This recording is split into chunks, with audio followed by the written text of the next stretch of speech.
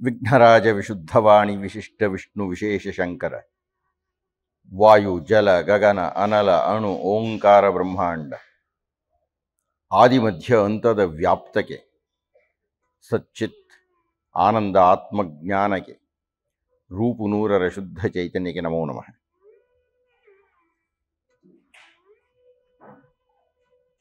ಲಕ್ಷ್ಮಣನ ಮಾತು ನಮ್ಮ ಮಾತು.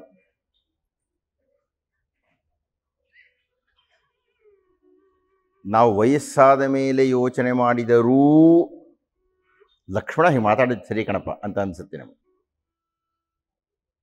ಇಂದ ನಮಗೆ ಬರೀ ಕಪ್ಪು ಕೂದಲೇ ಇದ್ದಾಗ ಲಕ್ಷ್ಮಣ ಮಾಡಿದ್ದೇ ಆಪ್ಯಾಯಮಾನವಾಗುತ್ತೆ. ಮೃದುರ್ಹಿ ಪರಿಭೂಯತೆ. ಈ ಜಗತ್ತಿನಲ್ಲಿ ಮೃದುವಾಗಿದ್ರೆ ಆಗಲ್ಲಪ್ಪ, ಸ್ವಲ್ಪ ಕಠಿಣವಾಗಿರಬೇಕು. ಆತ ಸುಮಾರು 4-5 ಅಂಶಗಳನ್ನು ಹೇಳಿದ್ದ ಲಕ್ಷ್ಮಣ. ಆ ಅಂಶಗಳೆಲ್ಲ ಮಾನ್ಯವೇ. ವಿಪರೀತಶ್ಚ ವೃದ್ಧಶ್ಚ ವಿಷಯಶ್ಚ ಪ್ರದರ್ಶಿತಃ ನಾಸ್ಯಾಪರಾಧಂ ಪಶ್ಯಾಮಿ ನಾಪಿ ದೋಷಂ ತಥಾವಿಧಂ. ಮುದುಕ ಆಗಿಬಿಟ್ಟಿದ್ದಾನೆ, ತಲೆ ಕೆಟ್ಟೋಗ್ಬಿಟ್ಟಿದೆ. ಯಾರಿಗಾದರೂ ಶಿಕ್ಷೆ ಕೊಡಬೇಕಾಗಿದ್ದೆ ಒಂದು ತಪ್ಪು ಕಾಣಿಸ್ಬೇಕು. ಆ ತಪ್ಪು ನನಗೆ ಕಾಣಿಸ್ತಾ ಇಲ್ಲ, ಅಥವಾ ನನಗೆ ಕೇಳೂ ಇಲ್ಲ. ಮಯಾ ಪಾರ್ಶ್ವೇ ಸಧನುಷಾ ತವ ಗುಪ್ತಸ್ಯ ರಾಘವ. ಇದು ಸ್ವಲ್ಪ ಅಹಂಕಾರದ ಮಾತು. ಶ್ರೀರಾಮನಿಗೆ ಹೇಳ್ಬಾರ್ದು, ಅದನ್ನು ಬೇರೆಯವ್ರಿಗೆ ಹೇಳ್ಬೋದಾಗಿತ್ತು. ಆತ ಮಯಾ ಪಾರ್ಶ್ವೇ ಸಧನುಷಾ ತವ ಗುಪ್ತಸ್ಯ ರಾಘವ. ಶ್ರೀರಾಮ, ನಿನ್ನ ಪಕ್ಕದಲ್ಲಿ ನಾನು ಧನುಸ್ಸನ್ನು ಹಿಡಿದುಕೊಂಡು ನಿಂತಿದ್ದಾಗ ನಿನ್ನನ್ನು ಯಾರು ಮಾತಾಡಿಸ್ತಾರೆ? ಅದು ಲಕ್ಷ್ಮಣನ ಸ್ವಲ್ಪ ಅಹಂಕಾರವೇ ಅದು. ಅದಕ್ಕೆ ಶ್ರೀರಾಮ ಬುದ್ಧಿ ಕಲಿಸ್ತಾರೆ. ಬಹಳ ದೊಡ್ಡ ಉಪಾಧ್ಯಾಯರು ಶ್ರೀರಾಮರು. ಲಕ್ಷ್ಮಣನಿಗೆ ಅದು ಗೊತ್ತಾಗಲ್ಲ. ಲಕ್ಷ್ಮಣ ಇಷ್ಟೆಲ್ಲ ದುರಹಂಕಾರದಿಂದ ಮಾತಾಡಿದರೂ ಕ್ಷಮ್ಯ ಯಾಕೆ ಅಂದರೆ, ಇದೆಲ್ಲ ಆತ ಮಾತಾಡ್ತಿರೋದು ಅಣ್ಣನಿಗಾಗಿ ಅಂತ. ಅಣ್ಣನಿಗೆ ಅನ್ಯಾಯ ಹೋಯ್ತಲ್ಲ ಅಂತ ತಟ್ಟುಕೊಳ್ಳಾರದೆ ಮಾತಾಡ್ತಾ ಇದ್ದಾನೆ. ಆದರೂ ಸ್ವಲ್ಪ ದುಬಾರಿಯೇ. ಮತ್ತೆ ಆತ ಹೇಳ್ತಕ್ಕಂಥದ್ದು ಭರತನ ಬಗ್ಗೆ ಈ ಮಾತುಗಳು ಹೇಳಬಾರದ್ರಿ. ಭರತಸ್ಯಾಥ ಪಕ್ಷೋ ವಾಯೋ ವಾಸ್ಯ ಹಿತಮಿಚ್ಛತಿ ಸರ್ವಾನೇನ ಹನಿಷ್ಯಾಮಿ. ಅಯ್ಯೋ ರಾಮ, ಭರತ ಎಲ್ಲಿದ್ದಾನೆ? ಇಡೀ ರಾಮಾಯಣ ಪ್ರಪಂಚದಲ್ಲಿ ಭರತನಿಗೆ ಶ್ರೇಷ್ಠ ಸ್ಥಾನ, ಭರತನಿಗೆ ಪ್ರಥಮ ಸ್ಥಾನ. ಅದಾದ ಮೇಲೆ ಶ್ರೀರಾಮನು ಬಂದುಬಿಡ್ತಾನೆ ದಶರಥ. ಅಂಥ ಭರತನನ್ನು ಅಷ್ಟು ಕಾಲ ಜೊತೆ ಇದ್ದಾತ. ಭರತಸ್ಯಾಥ ಪಕ್ಷವ, ಭರತನಾಗಲಿ ಅವನ ಪಕ್ಷದವರಾಗಲಿ ಯಾರಾದರೂ ನಿನ್ನ ವಿರೋಧಿಸಿದರೆ ಸರ್ವಾನೇನ ಹನಿಷ್ಯಂ, ಎಲ್ಲರನ್ನೂ ಸಾಯಿಸ್ಬಿಡ್ತೀನಿ. ಈ ಲಕ್ಷ್ಮಣ ಮಾತೆತ್ರ ಸಾಯಿಸ್ತೀನಿ ಅಂತ ಹೇಳೋದು. ಅದಕ್ಕೆ ದಶರಥನ 4 ಮಕ್ಕಳಲ್ಲಿ ಲಕ್ಷ್ಮಣೋ ಲಕ್ಷ್ಮಿ ಸಂಪನ್ನೋ, ವಿಶಿಷ್ಟಾದ್ವೈತದಲ್ಲಿ ಕೈಂಕರ್ಯ ಲಕ್ಷ್ಮಿ ಅಂತ ಕರೀತಾರೆ. ಆ ಲಕ್ಷ್ಮೀ ಸಂಪನ್ನನಾಗಿರತಕ್ಕಂತಹವನು ಕ್ರಿಯಾಶೀಲನಾಗಿ ಇಷ್ಟು ಗುಡುಕ್ತಾ ಇದ್ದಾನಲ್ಲ, ರಾಜ್ಯ ಬೇಕು ಅಂತ ಇದ್ದಾನಲ್ಲ, ಅವನು ಕ್ಷತ್ರಿಯ ಅಂತ. ಲಕ್ಷ್ಮಣೇ ಕ್ಷತ್ರಿಯ, ಶ್ರೀರಾಮರು ಬ್ರಾಹ್ಮಣರೇ. ನೀವು ನೋಡ್ತೀರಿ ಇವಾಗ ರಾಮರು ಕೊಡೋ ಉತ್ತರದಲ್ಲಿ ಯಾವ ಸೀಮೆ ಕ್ಷಾತ್ರವೇ ಬಿಡದನ್ನ ಅಂತಾರೆ ಅವರು. ನನ್ನನ್ನು ಅನುಸರಿಸು ಅಂತಾರೆ. ಬಹಳ ದೊಡ್ಡ ಮಾತುಗಳು ಬರುತ್ತೆ ಮುಂದೆಲ್ಲ, ನೀವು ನೋಡ್ಲಿದ್ದೀರಿ. ಮುಂದುವರೆದೇನು ಹೇಳ್ಬಿಡ್ತಾನೆ, ಹನಿಷ್ಯೇಪಿ ತರಂ ತಸ್ಯ ಕೈಕೈ ಆಸಕ್ತ ಮಾನಸಃ. ಕೈಕೈಯಲ್ಲಿ ಮನಸ್ಸನ್ನು ಇಟ್ಟುಕೊಂಡಿರ್ತಕ್ಕಂಥ ನಮ್ಮ ಅಪ್ಪನ್ನು ಸಾಯಿಸ್ಬಿಡ್ತೇನೆ. ಲಕ್ಷ್ಮಣ ಮಾತೆತ್ರ ಸಾಯಿಸ್ತೀನಿ ಸಾಯಿಸ್ತೀನಿ ಸಾಯಿಸ್ತೀನಿ ಅಂತ ಇದ್ದಾನೆ. ಎಲ್ಲರೂ ಇಷ್ಟೆಲ್ಲ ಸಾಯಿಸ್ತೀನಿ ಸಾಯಿಸ್ತೀನಿ ಅಂತ ಹೇಳಿ ಕೊನೆಗೆ ರಾಮರನ್ನ ಕಾನೂನಿನ ಪ್ರಶ್ನೆ ಕೇಳ್ತಾನೆ. ಅಂತ ಒಬ್ಬ ಕೈಕೆ, ಒಬ್ಬಳೇ ಕೈಕೆ, ಮಂತ್ರ ಬಿಡು, ಮಂತ್ರ ಲೆಕ್ಕಕ್ಕಿಲ್ಲ, ಒಬ್ಬಳೇ ಕೈಕೆ ನಿನ್ನನ್ನು ವಿರೋಧಿಸ್ತಾ ಇರೋದು. ನಿನ್ನ ಪರವಾಗಿ ನಿಮ್ಮ ಅಪ್ಪನೇ ಇದ್ದಾನೆ, ಕೌಸಲ್ಯ ಇದ್ದಾಳೆ, ಸುಮಿತ್ರೆ ಇದ್ದಾಳೆ, ನಾನಿದ್ದೇನೆ, ಇಡೀ ಪುರಜನರಿದ್ದಾರೆ, ಸುಮಂತ್ರ ಇದ್ದಾರೆ, ವಸಿಷ್ಠರಿದ್ದಾರೆ. ಎಲ್ಲರೂ ನಿನ್ನ ಪರವಾಗಿದ್ದು ಅಂದರೆ 100ಕ್ಕೆ ಕೇವಲ ಒಬ್ಬರೇ ಒಬ್ಬರು ವಿರೋಧಿಸ್ತಾ ಇದ್ದಾಗ ಅದಕ್ಕೆ ಯಾಕೆ ಬೆಲೆ ಕೊಡ್ತೀಯ ನೀನು? ಆದ್ದರಿಂದ ನಾನು ಪ್ರಶ್ನೆ ಕೇಳ್ತಾ ಇದ್ದೀನಿ, ಯಾವ ಕಾರಣದಿಂದಾಗಿ ನೀನು ಕಾಡಕ್ಕೆ ಹೋಗ್ತೀಯ? ನೀನು ಕಾಡಿಗೆ ಹೋಗಿ ಕೂಡ್ದು, ಕಾಡಿಗೆ ಹೋಗಕೂಡದ್ದು ಅನ್ನೋದು ಕಾರಣ ಕೊಟ್ಟಿದ್ದೀನಿ ನಾನು ಇಷ್ಟೊತ್ತು. ನಿನ್ನಲ್ಲೇನೂ ದೋಷ ಇಲ್ಲ. ಬಲಂ ಯೇಷ ಕಿಮಾಶ್ರಿತ್ಯ ಹೇತುಂ ವಾ ಪುರುಷರ್ಷಭ ದಾತುಮಿಚ್ಛತಿ ಕೈಕೇಯ್ಯೈ ರಾಜ್ಯಂ ಸ್ಥಿತಮಿದಂ ತವ. ಸ್ಥಿತಮಿದಂ ತವ ಬಹಳ ಅದ್ಭುತವಾದಂಥ ಹೇಳಿಕೆ ಇದು, ಕಾನೂನಿ ಭಾಷೆ ಇದು. ಈ ರಾಜ್ಯ ಜ್ಯೇಷ್ಠ ಪುತ್ರನಾದ ನಿನ್ನಲ್ಲಿ ನ್ಯಾಸವಾಗಿದೆ. ನಮ್ಮಪ್ಪ ಸ್ವಯಾರ್ಜಿತವಾಗಿ ಗಳಿಸಿದ್ದಲ್ಲ ಇದು, ವಂಶಪಾರಂಪರ್ಯವಾಗಿ ಬಂದಿರತಕ್ಕಂಥದ್ದು. ನೀನು ಯಾರದನ್ನು ಕೈಕೆ ಕೊಡಲಿಕ್ಕೆ ಏನ್ಬಿಡ್ತಾನ? ಅದು ದಾತುಂ ಇಚ್ಛತಿ ಕೈಕೇಯ್ಯೈ, ನೀನು ಭಾಳ ಸುಲಭವಾಗಿ ಕೈಕೆ ಕೊಟ್ಟು ಹೋಗ್ಬಿಡ್ತೀನಿ ಅಂತ ಹೇಳ್ತಿದೀಯಲ್ಲ, ಯಾವ ಅಧಿಕಾರ ಇದೆಯಯ್ಯ ನಿಂಗೆ? ಹೇ ತುಂಬ ಪುರುಷರ್ಷಭ, ಕರ್ಣ ಕೊಡ ನೋಡೋಣ. ಬಲಂ ಯೇಷ ಕಿಮಾಶ್ರಿತ್ಯ, ಯಾವ ಬಲದಿಂದಾಗಿ, ಯಾವ ಕಾರಣವನ್ನು ಆಶ್ರಯಿಸಿ ನೀನು ಊರು ಬಿಟ್ಟು ಹೋಗ್ತೀನಿ ಅಂತೀಯ? ಏನು ಅನ್ಕೊಂಡಿದೀಯ ರಾಜ್ಯ ಅಂದರೆ? ರಾಜ್ಯಾಧಿಕಾರ ಅಂದರೆ ಏನು ಅನ್ಕೊಂಡಿದೀಯ? ಏನು ನಿಮ್ಮಮ್ಮನ ಮುಂದೆ ನೀನು ಮಾತು ಹೇಳಿದ್ದು? ಅಂಬಪಿತ್ರಾನಿಯುಕ್ತೋಸ್ಮಿ ಪ್ರಜಾಪಾಲನ ಕರ್ಮಣಿ. ನಮ್ಮ ಮಂತ್ರಿಗಳಲ್ಲ, ಆಗಿನ ರಾಜರು, ಸೂರ್ಯವಂಶದ ರಾಜರು, ಅವರ ಕರ್ತವ್ಯವಾಗಿತ್ತದು. ಪ್ರಜೆಗಳನ್ನು ಪಾಲಿಸಬೇಕು ಅನ್ನತಕ್ಕಂಥ ಕರ್ತವ್ಯ ಅದು. ಆ ಕರ್ತವ್ಯವನ್ನು ಧಿಕ್ಕರಿಸಿ ಹೇಗೆ ಹೋಗ್ತೀಯ ನೀನು?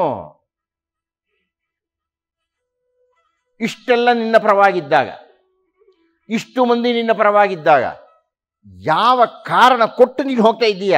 ಕಾರಣ ಕೊಡು ನೋಡೋಣ ಒಂದು ಅಂತ.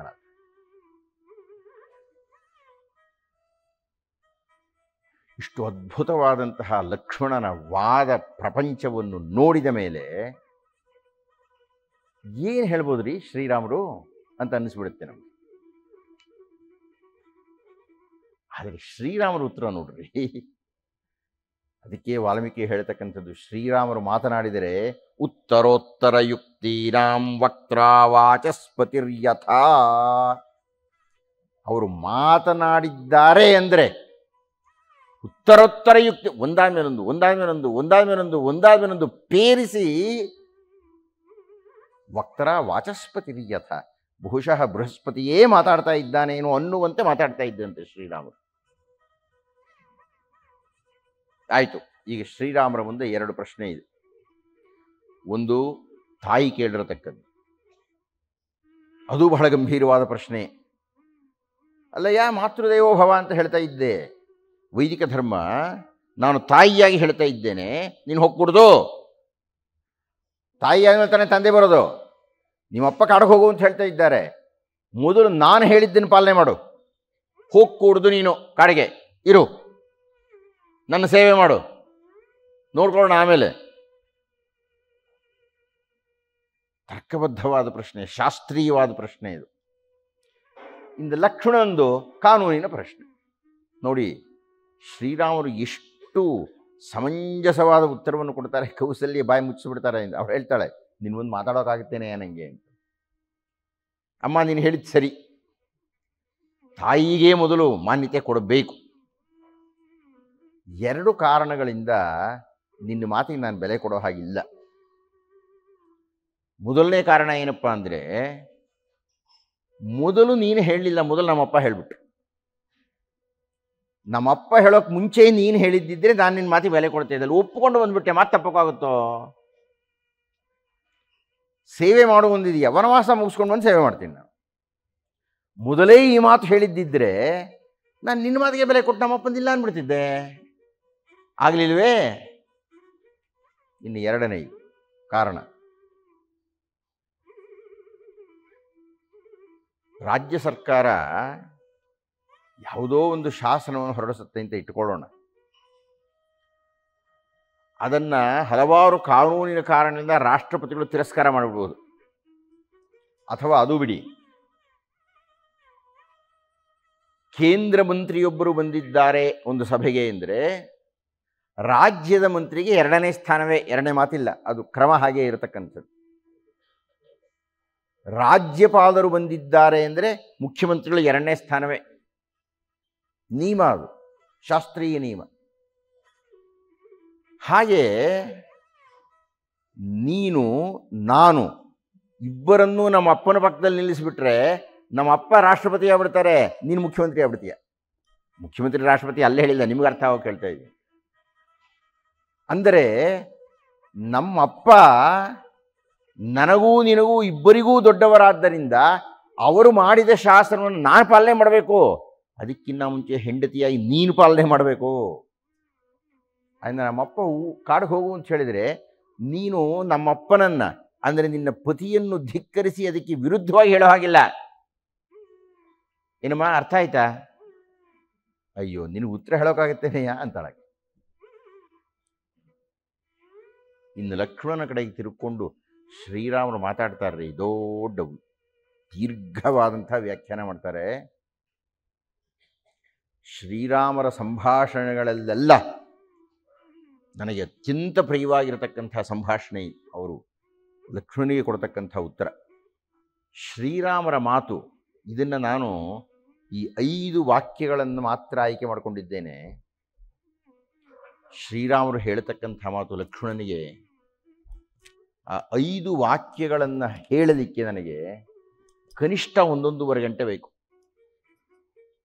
ಅಂದರೆ ಅಷ್ಟು ಅರ್ಥಗರ್ಭಿತವಾಗಿರತಕ್ಕಂಥ ವಾಕ್ಯಗಳು.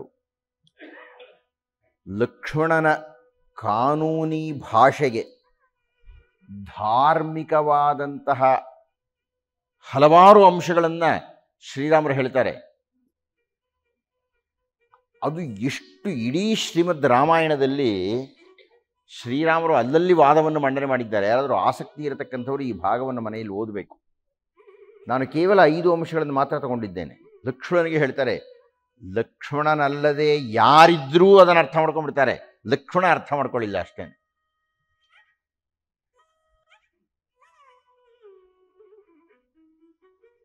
ನೋಡಿ, ಲೋಕೋ ಹಿ ಪರಮೋ ಧರ್ಮ ಧರ್ಮೇ ಸತ್ಯಂ ಪ್ರತಿಷ್ಠಿತಂ ಧರ್ಮ ಸಂಶ್ರಿತಮೇತಚ್ಚ ಪಿತುರ್ವಚನಮುತ್ತಮಂ. ಮೊದಲನೇ ಕಾರಣ. ಅಯ್ಯೋ ಪೆದ್ದ, ನೀನು ಕಾನೂನು ಮಾತಾಡ್ತಾ ಇದೆಯಾ, ನಾನು ಧರ್ಮವನ್ನು ಮಾತಾಡ್ತಾ ಇದ್ದೆ. ಲೋಕೋ ಹಿ ಪರಮೋ ಧರ್ಮ. ಈ ಜೀವನ, ಜಗತ್ತು, ಲೋಕ ಅನ್ನೋದು ಒಂದು ದೊಡ್ಡ ವೃತ್ತ. ಇದು ಧರ್ಮ ಅನ್ನುವ ವೃತ್ತ ಅಂತ ಇಟ್ಕೊಳ್ಳಿ. ಈ ದೊಡ್ಡ ವೃತ್ತದಲ್ಲಿ ಕಾನೂನು ಎಲ್ಲೊಂದು ಪುಟ್ಟದ್ರಿ. ನೀನು ಕಾನೂನು ಮಾತಾಡ್ತಾ ಇದೀಯಾ, ನಾನು ಧರ್ಮವನ್ನು ಮಾತಾಡ್ತಾ ಇದ್ದೇನೆ. ನಿಮಗೆ ಇದು ಅರ್ಥ ಆಗಬೇಕಾದ್ರೆ ನಾನೊಂದು ಉದಾಹರಣೆ ಕೊಡಬೇಕು. ಇದು ಶೃಂಗಾರಕ್ಕೆ ಸಂಬಂಧಪಟ್ಟ ಉದಾಹರಣೆ. ನಾನು ಕಾನೂನು ಓದ್ತಾ ಇದ್ದಾಗ ನಡೆದಂಥ ಘಟನೆ ಇದು. ಆಗ ನಾನು ನ್ಯಾಯಾಲಯಕ್ಕೆ, ಉಚ್ಚ ನ್ಯಾಯಾಲಯಕ್ಕೆ ಸುಮ್ಮನೆ ಈ ವಕೀಲರುಗಳು ಹೇಗೆ ವಾದ ಮಾಡ್ತಾರೆ ಅಂತ ನೋಡಲಿಕ್ಕೆ ಹೋದಂಥ ಸಂದರ್ಭ. ಆ ವಿಷಯವನ್ನು ಹೇಳ್ಬಿಡ್ತೀನಿ, ನೀವು ಗಮನಿಸಿ. ಕಾನೂನಿಗೂ ಧರ್ಮಕ್ಕೂ ವ್ಯತ್ಯಾಸ ಏನು ಅಂತ ನಿಮಗೆ ಗೊತ್ತಾಗುತ್ತೆ. ಈಗ ನೀವೇ ಹೇಳ್ತೀರಿ. ಒಂದು ಮನೆ, ಆ ಮನೆಯ ಹಿಂಭಾಗದಲ್ಲಿ ಆ ಮನೆಯೊಂದು ಪುಟ್ಟ ಮನೆ ಕಟ್ಟಿಸಿದ್ದಾರೆ.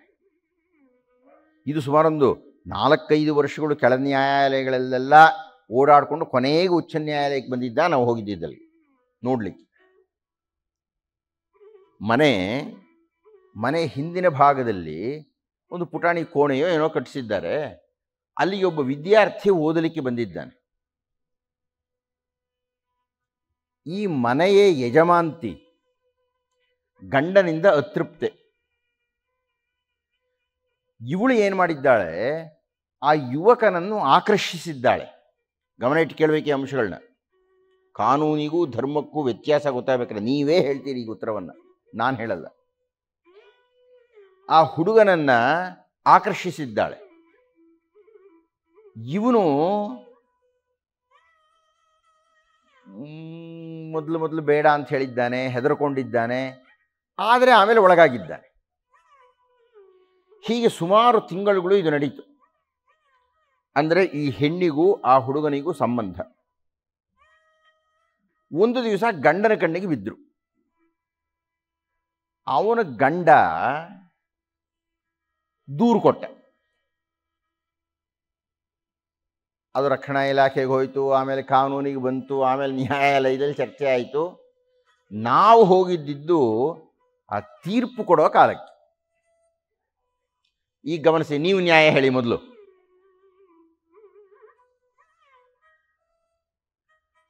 ಹುಡುಗ ಪ್ರಯತ್ನ ಪಟ್ಟಿಲ್ಲ, ಆ ಹೆಣ್ಣು ಬಲವಂತ ಮಾಡಿದಾಗ ಬೇಡ ಅಂದಿದ್ದಾನೆ, ಹೆದರಿಕೊಂಡಿದ್ದಾನೆ. ಇದೆಲ್ಲ ಅಲ್ಲಿ ಬಂದಿದೆ ಆ ವಾದದಲ್ಲಿ. ಆಕೆ ಅವನನ್ನು ಹೆದರಿಸಿದ್ದಾಳೆ, ನೀನು ನಾನು ಹೇಳಿದಾಗ ಕೇಳಿದರೆ ಕೂಕೊಂಡ್ಬಿಡ್ತೀನಿ ಅಂತಂತ. ಹೆಂಗಸರು ಕೂಕೊಂಡ್ರೆ ಯಾವ ಗಂಡಸ ಹೆದರ್ಕೊಳ್ಳಲ್ರಿ? ಯಾವ ಗಂಡಸಾದರೂ ಹೆದರ್ಕೋಬೇಕು. ಆ ಹುಡುಗನೂ ಹೆದರ್ಕೊಂಡಿದ್ದಾನೆ. ಸಂಯೋಗ ಶುರುವಾಗಿದೆ. ಈಗ ನೀವು ದಯವಿಟ್ಟು ಹೇಳಿ, ಇದರೊಳಗೆ ತಪ್ಪು ಯಾರದು? ಹೆಣ್ಣಿಂದೇ ತಾನೇ.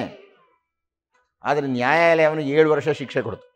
ವಿವಾಹಿತೆಯೊಬ್ಬಳನ್ನ, ಮುಗ್ದೇ ಹೋಯ್ತು ಕಾನೂನು, ವಿವಾಹಿತೆಯೊಬ್ಬಳನ್ನ ಗೊತ್ತಿದ್ದೋ ಗೊತ್ತಿಲ್ಲದೆಯೋ, ಹೌದೋ ಅಲ್ಲವೋ, ಒತ್ತಾಯವೋ ಯಾವುದೇ ಕಾರಣದಿಂದ ಮತ್ತೊಂದು ಗಂಡು ಸೇರಿದರೆ ಅವನಿಗೆ 7 ವರ್ಷ ಕಠಿಣ ಶಿಕ್ಷೆ. ಇದು ಕಾನೂನು. ನಿಮ್ಮ ಧರ್ಮ ಏನು ಹೇಳುತ್ತೆ? ಇದು ಸರಿಯಲ್ಲ ರೀ, ಅವನಿಗೆ ಯಾಕೆ ರೀ ಶಿಕ್ಷೆ ಅನ್ಸುತ್ತಾ ನಿಮಗೆ? ಇದು ಧರ್ಮಕ್ಕೂ ಕಾನೂನಿಗೂ ಇರೋ ವ್ಯತ್ಯಾಸ. ಶ್ರೀರಾಮರು ಅದನ್ನು ಹೇಳ್ತಾ ಇದ್ದಾರೆ. ಕಾನೂನು ಬೇರೆ, ಅದು ಯಾವುದೋ ಕಾಲದಲ್ಲಿ ಯಾವುದೋ ಮನಸ್ಸುಗಳು ಯಾವುದೋ ಹಿನ್ನೆಲೆಯನ್ನು ಕುರಿತುಕೊಂಡು ಏನೋ ಒಂದು ಕೆಲವು ನಿಯಮಗಳು ಮಾಡಿರ್ತಾರೆ. ಆ ಕಾನೂನು ಯಾವಾಗಲೂ ಪ್ರಶ್ನಾರ್ಹವೇ. ಹಾಗೆ ಪ್ರಶ್ನೆಗಳು ಮಾಡೋದ್ರಿಂದಲೇ ಒಂದೇ ಮೊಕದ್ದಮೆಗೆ 2 ವಕೀಲರು ಬೇರೆ ಬೇರೆ ಥರ ವಾದ ಮಾಡಿ ಗೆದ್ದುಬಿಡ್ತಾರೆ. ಆದ್ದರಿಂದ ಈ ಇಡೀ ವಿಷಯವನ್ನು ಕಾನೂನಿನ ದೃಷ್ಟಿಯಲ್ಲಿ ನೋಡಬೇಡ, ಧರ್ಮದ ವಿಷಯದಲ್ಲಿ ನೋಡು. ಆದ್ದರಿಂದ ಲೋಕೋ ಹಿ ಪರಮೋ ಧರ್ಮ, ಬಹಳ ಅತ್ಯಂತ ಶ್ರೇಷ್ಠವಾದ ಘೋಷ ಶ್ರೀರಾಮರದು. ಬರೀ ವೈದಿಕ ಧರ್ಮ ಭಾರತದಲ್ಲಿ ಹೇಳ್ತಾ ಇಲ್ಲ, ಅವರು ಲೋಕದ ಬಗ್ಗೆ ಮಾತಾಡ್ತಾ ಇದ್ದಾರೆ. ಇಡೀ ನೀವು ನಾಸ್ತಿಕರು ಅನ್ನಿಸ್ಕೊಂಡಿರೋರೋ, ವಿರೋಧ ಮಾತಾಡ್ತಕ್ಕಂಥವ್ರು, ಕೆಟ್ಟದಾಗ ಅವ್ರು ಯಾರೇ ಇರಲಿ, ಕ್ರಿಶ್ಚಿಯನ್ರಿರಲಿ, ಇದೆಲ್ಲರ ಕಡೆ ಇದೆ. ಕ್ರಿಶ್ಚಿಯನ್ರಲ್ಲೂ ನಾಸ್ತಿಕರಿದ್ದಾರೆ, ಮುಸಲ್ಮಾನರಲ್ಲೂ ನಾಸ್ತಿಕರಿದ್ದಾರೆ. ಮುಸಲ್ಮಾನ್ ಸಮ್ಮೇಳನಕ್ಕೆ ಒಂದು ಸಲ ಹೋಗಿದ್ದಾಗ ಅವ್ರು ಒದಾಡ್ತಾ ಇದ್ರು, ಏನು ನಮ್ಮ ಯುವಕರು ಇತ್ತೀಚೆಗೆ ಅಂತ. ನಾನು ನಮ್ಮ ಯುವಕರು ಅಂದ್ಕೊಳ್ತಾ ಇದ್ದೆ, ಅವ್ರ ಯುವಕರು ಹಾಗೇನೆ. ಇಡೀ ಪ್ರಪಂಚದಲ್ಲಿ ಯುವ ಜನತೆ ಧರ್ಮಕ್ಕೆ ಸ್ವಲ್ಪ ವಿರುದ್ಧವಾಗಿದ್ದಾರೆ. ಅಂಥ ಎಲ್ಲ ಸಂಖ್ಯೆಯನ್ನು ತಗೊಳ್ಳಿ, ವಿರೋಧಿಗಳನ್ನೂ ತಗೊಳ್ಳಿ, ನಾಸ್ತಿಕರನ್ನೂ ತಗೊಳ್ಳಿ, ಈ ಎಲ್ಲರನ್ನೂ ಸೇರಿಸಿರು 100ಕ್ಕೆ 1 ಭಾಗ ಇಲ್ಲ. ಅದು ಇನ್ನು 100ಕ್ಕೆ 99 ಭಾಗ ನೀವೇ ಧಾರ್ಮಿಕರೇ ಇರತಕ್ಕಂಥದ್ದು. ಅದನ್ನೇ ಶ್ರೀರಾಮ್ ಹೇಳ್ತಾ ಇದ್ದಾರೆ, ಲೋಕೋ ಹಿ ಪರಮೋ ಧರ್ಮ. ಇಡೀ ಲೋಕದಲ್ಲಿ ಧರ್ಮಕ್ಕೆ ಪ್ರಮೋಚ್ಚ ಸ್ಥಾನ ಕಣಯ್ಯ ಲಕ್ಷ್ಮಣ. ಧರ್ಮೇ ಸತ್ಯಂ ಪ್ರತಿಷ್ಠಿತಂ, ಆ ಧರ್ಮದಲ್ಲಿ ಸತ್ಯ ಇದೆ. ಧರ್ಮ ಸಂಶ್ರಿತಮೇತಚ್ಚಾಪಿತುರ್ವಚನಮುತ್ತಮಂ, ಆ ಸತ್ಯವೇ ಧರ್ಮವಾದ್ದರಿಂದ ನಮ್ಮ ಉಪನಿಷತ್ತುಗಳು ಹೇಳ್ತಕ್ಕಂಥದ್ದು ಸತ್ಯಂ ವದ ಧರ್ಮಂಚರ ಸ್ವಾಧ್ಯಾಯಾನ್ಮ ಪ್ರಮದ ಆಚಾರ್ಯಾಯ ಪ್ರಿಯಂಧನಮಾಕೃತ್ಯ ಪ್ರಜಾತಂತುಂ ಮಾ ವ್ಯವಚ್ಛೇತ್ಸೀಹಿ ಸತ್ಯಾನ್ನ ಪ್ರಮದಿತವ್ಯಂ ಧರ್ಮಾನ್ನ ಪ್ರಮದಿತವ್ಯಂ. ಮುಂದುವರಿಯಿತು. ಸತ್ಯ ಧರ್ಮ, ಸತ್ಯ ಧರ್ಮ, ಸತ್ಯ ಧರ್ಮ ಒಟ್ಟೊಟ್ಟಿಗೆ ಒಂದೇ ನಾಣ್ಯದ 2 ಮುಖಗಳು. ದಾಶರಥಿ ಹೇಳ್ತಾ ಇದ್ದಾನೆ, ಸತ್ಯ ಧರ್ಮ ಎರಡೂ ಒಂದೇ ಆಗಿರುವಾಗ ತಂದೆಯ ಮಾತನ್ನು ಸುಳ್ಳು ಮಾಡತಕ್ಕಂಥದ್ದು ಧರ್ಮವೇನಯ್ಯ? ಆದ್ದರಿಂದ ನಾನು ಕಾಡಿಗೆ ಹೋಗತಕ್ಕಂಥದ್ದು ಧಾರ್ಮಿಕವಾಗಿ ಸರಿ, ಮೊದಲನೇ ಕಾರಣ. ಆಮೇಲೆ ನೀನು ಬಹಳ ತಪ್ಪಾಗಿ ಮಾತಾಡ್ತಾ ಇದ್ದೆ, ಕೈಕೆ ಬಗ್ಗೆ ಏನೇನೋ ಮಾತಾಡ್ತಾ ಇದ್ದೆ, ಕೆಟ್ಟ ಮಾತಾಡ್ತಾ ಇದ್ದೆ ಕೈಕೆ ಬಗ್ಗೆ. ಕೈಕೆ ಎಲ್ಲಿ ಹೇಳಿಲ್ಲ ಕಾಡಿಗೆ ಹೋಗು ಅಂತ ನಮಗೆ? ಕೈಕೆ ಹೇಳೋ ಶಕ್ತಿ ಎಲ್ಲಿದೆ? ಪಿತುರ್ಹಿವಚನಾದ್ವೀರ ಕೈಕೇಯ್ಯಾಹಂ ಪ್ರಚೋದಿತ. ನಮ್ಮ ಅಪ್ಪನ ಬೆಂಬಲ ಇಲ್ಲದೆ ಇದ್ದಿದ್ರೆ, ನಮ್ಮ ಅಪ್ಪ ಒಪ್ಪಿಕೊಳ್ಳದೆ ಇಲ್ಲದೆ ಇದ್ದರೆ ಕೈಕೆ ಹೇಳ್ತಿದ್ಲೇನಯ್ಯ. ಅಂದ ಕೈಕೆಯನ್ನು ಬೈಬೇಡ ನೀನು. ಕೈಕೆಯ ತಪ್ಪಿಲ್ಲ ಇದರಲ್ಲಿ. ಶಾಸನ ಮಾಡಿರೋದು ಯಾರು? ನಮ್ಮಪ್ಪ. ಕೈಗೆ ಹೇಳಿದ್ದಾನೆ ಏನು? ನಿಮ್ಮಪ್ಪ ಹೇಳಿದ್ರು ಅಂತಲೇ ವಿನಃ ನಾನು ಹೇಳ್ತಿದ್ದೀನಿ ಅಂತ ಹೇಳಿಲ್ಲ, ಹೇಳೋಕ್ಕಾಗೋದೂ ಇಲ್ಲ. ಶ್ರೀರಾಮರ ಸ್ಥಿತ ಪ್ರಜ್ಞತೆಯನ್ನು ನಾವು ಗಮನಿಸಬೇಕಾದ್ದು ಇಷ್ಟು ದಾರುಣವಾಗಿದೆ. ಸಿಗಬಹುದಾದಂತಹ ಪರಮೋಚ್ಚ ಸ್ಥಾನ ಸಿಗ್ತಾ ಇಲ್ಲ ಅವರಿಗೆ, ನಷ್ಟ ಆಗಿಬಿಟ್ಟಿದೆ. ಆ ಕ್ಷಣದಲ್ಲಿಯೂ ಎಷ್ಟು ಸಮತೆಯಿಂದ ಕೈಕೆಯನ್ನು ಟೀಕೆ ಮಾಡಿಕೊಡುದು ಅನ್ನತಕ್ಕಂಥ ನ್ಯಾಯ ತೀರ್ಪನ್ನು ಕೊಡ್ತಾ ಇದ್ದಾರೆ ನೋಡಿ ಅವರು. ಇನ್ನು ಮೂರನೆಯ ಅಂಶ, ಇದು ಮಹಾಪ್ರಧಾನವಾದ ಅಂಶ ನನ್ನ ದೃಷ್ಟಿಯಲ್ಲಿ, ನನಗೆ ತುಂಬ ಪ್ರಿಯವಾದ್ದು. ಆ ಶ್ಲೋಕದ ಆರಂಭವೇ ಶ್ರೀರಾಮರು ಕ್ಷತ್ರಿಯರಲ್ಲ ಅನ್ನೋದನ್ನು ಹೇಳ್ಬಿಡುತ್ತೆ. ತದೇನಾಂ ವಿಸೃಜ, ಬಿಡು ಅಂತ ಇದ್ದಾರೆ ಈಗ ಅವರು.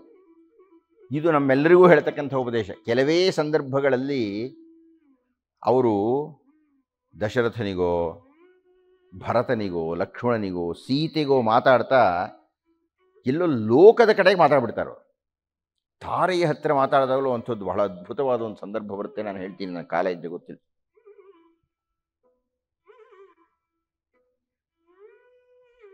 ತದೇನಾಂ ವಿಸೃಜ, ಬಿಡು. ಯಾರು ಹೇಳ್ತಾ ಇದ್ದಾರೆ? ಲಕ್ಷ್ಮಣ ನಮ್ಮನ್ನೆಲ್ಲ ಪ್ರತಿನಿಧಿಸಿ ವಾದವನ್ನು ಮಾಡಿದ್ದಾನೆ. ಲಕ್ಷ್ಮಣನಿಗೆ ಹೇಳ್ತಾ ಇದ್ರು, ಅವ್ರು ಹೇಳ್ತಾ ಇರತಕ್ಕಂಥದ್ದು ನಮಗೆ ಅಂತ ನಾನು ಅಂದುಕೊಳ್ತೀನಿ. ತದೇನಾಂ ವಿಸೃಜ ಅನಾರ್ಯಂ ಕ್ಷತ್ರ ಧರ್ಮ ಆಶ್ರಿತಾಂ ಮತಿಂ. ಧರ್ಮಂ ಆಶ್ರಯ ಮಾತೈಕ್ಷಣಂ ಮದ್ಬುದ್ಧಿರನುಗಮ್ಯತಾಂ. ಅದ್ಭುತವಾದ ಈ ಹೇಳಿಕೆಗಳು. ಮೂರನೆಯದರಲ್ಲಿ ಬರತಕ್ಕಂಥ ಶಾಸನಗಳು ಇವು. ಮೂರನೆಯದಲ್ಲಿ ಬರತಕ್ಕಂಥ ರಾಮ ಸಂಹಿತೆ ಇದು. ಮೂರನೆಯ ಹೇಳಿಕೆಯಲ್ಲಿ ಬರತಕ್ಕಂಥ ರಾಮ ಶಾಸನಗಳು, ರಾಮಾದೇಶಗಳು, ರಾಮ ಮಾರ್ಗಗಳು, ರಾಮ ಬಟ್ಟೆಯ ಬೆಳಕಿನ ಕಿರಣಗಳು ಇವು. ತದೇನಾಂ ವಿಸೃಜ ಅನಾರ್ಯಂ, ನೀನು ಆರ್ಯನಂತೆ ಬದುಕು, ಅನಾರ್ಯನಾಗಬೇಡ. ಈ ಆರ್ಯ ಅನಾರ್ಯ ಅನ್ನತಕ್ಕಂಥದ್ದನ್ನು ಅಯೋಗ್ಯ ಮ್ಯಾಕ್ಸ್ ಮುಲ್ಲರ್ ಕೆಡಿಸಿಟ್ಬಿಟ್ಟ ನಮ್ಮಲ್ಲಿ. ಈ ಸಂಸ್ಕೃತದ ಪ್ರಾಧ್ಯಾಪಕರುಗಳಿಗೆ ನನಗೆ ಗೊತ್ತಿಲ್ಲ, ಈಗಲೂ ಆ ಮ್ಯಾಕ್ಸ್ ಮುಲ್ಲರ್ ತಲೆ ಮೇಲೆ ಕೂಡಿಸ್ಕೊಂಡ್ಬಿಡ್ತಾರೆ. ಅವನೊಬ್ಬ ಅಯೋಗ್ಯ, ಮುಟ್ಟಾಳ, ನಮ್ಮ ಭಾರತಕ್ಕೆ ಅನ್ಯಾಯ ಮಾಡಿದಂಥವನು. ನಾವು ಹಾಯಾಗಿ ನಗನಗ್ತಾ ಇದ್ವಿ ರೀ. ಉತ್ತರ ಭಾರತದವರೆಲ್ಲ ಆರ್ಯರು, ದಕ್ಷಿಣದವರೆಲ್ಲ ಅನಾರ್ಯರು ಅಂತ ಹೇಳಿಬಿಟ್ಟು ಈ ತಮಿಳ್ನಾಡಿನವರು ಅವನ ಮಾತಿನ ತಲೆಗೆ ತುಂಬಿಕೊಂಡು ನಾವು ದ್ರಾವಿಡರಂತ ಶುರು ಮಾಡಿಬಿಟ್ರು. ದ್ರಾವಿಡರಿಗೂ ಆರ್ಯರಿಗೂ ದೊಡ್ಡ ಘರ್ಷಣೆ ಇವತ್ತಿಗೂ ನಡೀತಾ ಇದೆ, ಈಗಲೂ ನಡೀತಾ ಇದೆ. ಈ ವಿಷಬೀಜವನ್ನು ಬಿತ್ತಿದ್ದು ಮ್ಯಾಕ್ಸ್ ಮುಲ್ಲರ್. ಇದು ಮಹಾಪ್ರಧಾನವಾಗಿ ಅರ್ಥ ಮಾಡಿಕೊಳ್ಳಲು ಗುರುತಾಕೋಬೇಕು. ಮ್ಯಾಕ್ಸ್ ಮುಲ್ಲರ್ ಮಾಡಿರತಕ್ಕಂಥ ಈ ಮಹಾಘೋರ ಅನ್ಯಾಯದಿಂದಾಗಿ ನಾವು ಈ ಹೊತ್ತು ಉತ್ತರ ಭಾರತದವ್ರ ಜೊತೆಗೆ ಕಿತ್ತಾಡೋ ಹಾಗಾಗ್ಬಿಟ್ಟಿದೆ. ಇರಲಿ, ಏನನ್ನ ನೀವು ದಾಖಲು ಮಾಡ್ಕೋಬೇಕು ಅಂದರೆ, ವಾಸ್ತವವಾಗಿ ಆರ್ಯ ಅಂದ್ರೆ ಅರ್ಥ ಏನು? ಏನು ಉತ್ತರ ಭಾರತದಲ್ಲಿರೋರ?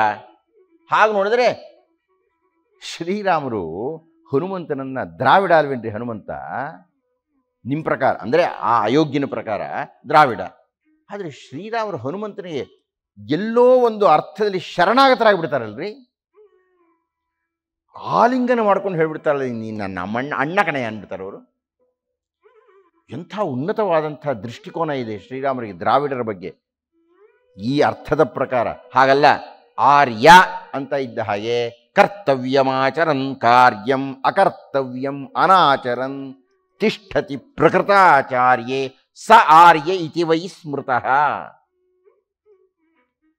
ಆರ್ಯ ಅಂದರೆ ಬಹಳ ಸರಳವಾದ ಅರ್ಥ ಕಣೆಯ. ಕರ್ತವ್ಯಮಾಚರನ್ ಕಾರ್ಯನ್, ನನಗೆ ಉಪನ್ಯಾಸ ಕೊಡು ಅಂತ ಹೇಳಿದ್ದಾರೆ, ಅದು ನನ್ನ ಕರ್ತವ್ಯ, ನಾನು ಅದನ್ನು ಮಾಡಬೇಕೇ ಆಗಲಿ, ಇಲ್ಲಿ ಕೂತ್ಕೊಂಡು ಹಾಡು ಹೇಳೋಕೆ ಹೋಗಬಾರ್ದು. ದೈವದತ್ತವಾಗಿ ಪ್ರತಿಯೊಬ್ಬರಿಗೂ ಒಂದೊಂದು ಯೋಗ್ಯತೆ ತನ್ನಿಂದ ತಾನೇ ಬರ್ತಾ ಇದೆ, ನಾವು ಗಳಿಸ್ಕೊಳ್ತಕ್ಕಂಥದ್ದಲ್ಲ. ಅದಕ್ಕೆ ನಾವು ಸ್ವಲ್ಪ ಪೋಷಣೆ ಮಾಡಬಹುದು, ತಪಸ್ಸು ಮಾಡಿ. ಒಬ್ಬೊಬ್ಬರಿಗೆ ಒಂದೊಂದು ಅಂಶವನ್ನು ದೈವ ಕರುಣಿಸಿದ್ದಾನೆ, ಮತ್ತೊಬ್ಬರನ್ನು ನೋಡಿ ನಾವು ಅವರಂತೆ ಅನುಸರಿಸಬಾರದು, ಅಷ್ಟೇ ಆರ್ಯ ಅಂದರೆ. ತಿಷ್ಠತಿ ಪ್ರಕೃತಾಚಾರ್ಯ, ನನಗೆ ಪ್ರಕೃತವಾಗಿ ಲಬ್ಧವಾಗಿರತಕ್ಕಂಥದ್ರಲ್ಲಿ ನಾನು ಪ್ರವೃತ್ತನಾಗಬೇಕೇ ವಿನಃ ಅನ್ಯವನ್ನು ಅನುಸರಿಸಬಾರದು. ಹಾಗಾದರೆ ಅವನು ಅನಾರ್ಯ. ಇದಕ್ಕೆ ಕನ್ನಡದಲ್ಲಿ ಒಂದು ಗಾದೆ ಇದೆ, ಅನಾರ್ಯ ಅಂದರೆ ಯಾರಪ್ಪ ಅಂತ. ಅಭ್ಯಾಸವಿಲ್ಲದ ಬ್ರಾಹ್ಮಣ ಯಜ್ಞ ಮಾಡೋಕೋ ಗಡ್ಡ ಮೀಸೆ ಸುಟ್ಕೊಂಡ ಅಂತ. ಯಜ್ಞ ಮಾಡುವ ಕರ್ತವ್ಯ ಅವನಿಗೆ ಬರಬೇಕು. ಹಾಗಿದ್ರೆ ಹೋಗಬೇಕು, ಬ್ರಾಹ್ಮಣ ಅಂತ ಹೋಗಬಾರ್ದು.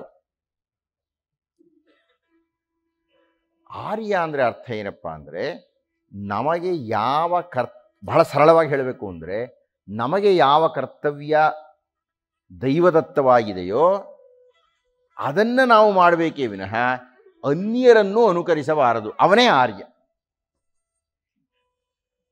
ತದೇನಾಂ ವಿಸೃಜ ಅನಾರ್ಯಂ. ಅನಾರ್ಯನಾಗುವುದನ್ನು ಬಿಡು ಅಂದರೆ ನೀನು ಅನಾರ್ಯನಾಗ್ತಾ ಇದ್ದೀಯಾ?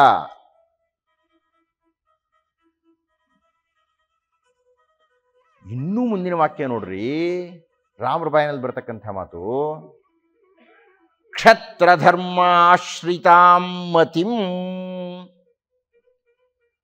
ಕ್ಷಾತ್ರ ಧರ್ಮವನ್ನು ಆಶ್ರಯಿಸಿರತಕ್ಕಂಥ ಮನಸ್ಸನ್ನು ಬಿಟ್ಬಿಡು. ಕ್ಷತ್ರಿಯ ಅವನು, ಕ್ಷತ್ರಿಯನಾಗಬೇಡ ಅಂತ ಹೇಳ್ತಾ ಇದ್ದಾರೆ. ಶ್ರೀರಾಮರ ಉಪದೇಶ ನಮಗೂ ಕೊಡ್ತಾ ಇದ್ದಾರೆ, ನೀವು ಕ್ಷಾತ್ರ ಧರ್ಮವನ್ನು ಅನುಸರಿಸಬಾರದು. ಲಕ್ಷ್ಮಣ ಕ್ಷತ್ರಿಯ, ರಾಮರೂ ಕ್ಷತ್ರಿಯರೇ, ಆದರೆ ಅವರು ಗುಣದಿಂದ ಕ್ಷತ್ರಿಯರಲ್ಲ, ಅವರು ಗುಣದಿಂದ ಬ್ರಾಹ್ಮಣರು. ಅವ್ರು ಹೇಳ್ತಾ ಇದ್ದಾರೆ ಲಕ್ಷ್ಮಣನಿಗೆ, ತದೇನಾಂ ವಿಸೃಜ, ಬಿಡು, ವಿಸರ್ಜನೆ ಮಾಡು, ಕ್ಷತ್ರಧರ್ಮ ಆಶ್ರಿತಾಂ ಮತಿಂ. ಕ್ಷಾತ್ರ ಧರ್ಮವನ್ನು ಆಶ್ರಯಿಸಿರುವ ನಿನ್ನ ಈ ಮನಸ್ಸನ್ನು ಬಿಟ್ಬಿಡು. ಹಾರೇನು ಮಾಡ್ಬೇಕು ಬಿಟ್ರೆ?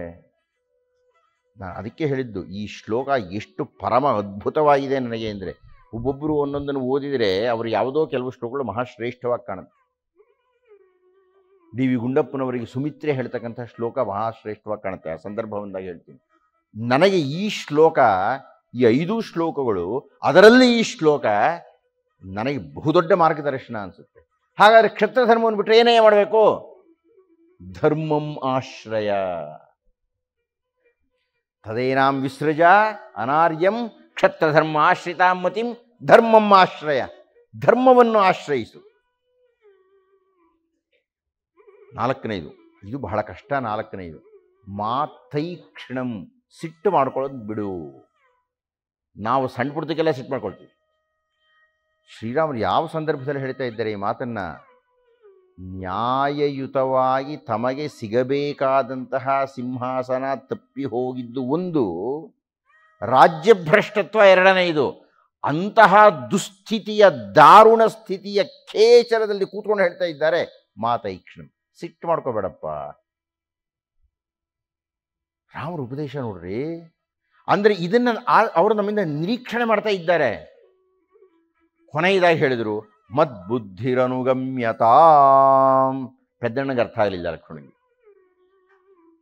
ನಾನು ಸುಮಾರೊಂದು 25 ವರ್ಷಗಳ ಹಿಂದೆ ಶ್ರೀಮದ್ ರಾಮಾಯಣದ ಅಧ್ಯಯನವನ್ನು ಆರಂಭ ಮಾಡಿದಾಗ ಈ ಒಂದು ಸಾಲು ನನ್ನನ್ನು ಎಳೆದು ಬಿಡ್ತು. ಮದ್ಬುದ್ಧಿರನುಗಮ್ಯತಾಂ. ನನ್ನ ಬುದ್ಧಿಯನ್ನು ಅನುಸರಿಸಯ್ಯ ಅಂತ. ಅಂದರೆ ನನ್ನ ಹಾಗೆ ನೀನು ಬದುಕು ಅಂತ ಹೇಳಿ ಲಕ್ಷ್ಮಣನಿಗೆ. ನಮಗೆ ಉಪದೇಶ ಅದು, ನಾನು ತಗೊಳ್ಳೋದು ಹಾಗೆ. ಮದ್ಬುದ್ಧಿರನುಗಮ್ಯತಾಂ. ನನ್ನ ಬುದ್ಧಿಯನ್ನು ನೀನು ಅನುಸರಿಸು. ಇಷ್ಟು ಹೇಳಿ ಮುಂದಕ್ಕೆ ಹೋಗೋಕ್ಕಾಗಲ್ಲ. ನಾನು ಈ ಶ್ಲೋಕದ ಬಗ್ಗೆ ಇನ್ನೊಂಚೂರು ಮಾತಾಡಲೇಬೇಕು, ಯಾಕೆಂದರೆ ಅಷ್ಟು ಪರಮಶ್ರೇಷ್ಠವಾದ ಶ್ಲೋಕ ಅದು. ಅನಾರ್ಯ ಹೇಳಾಗೋಯ್ತು, ಅನಾರ್ಯನಾಗಬೇಡ ನೀನು.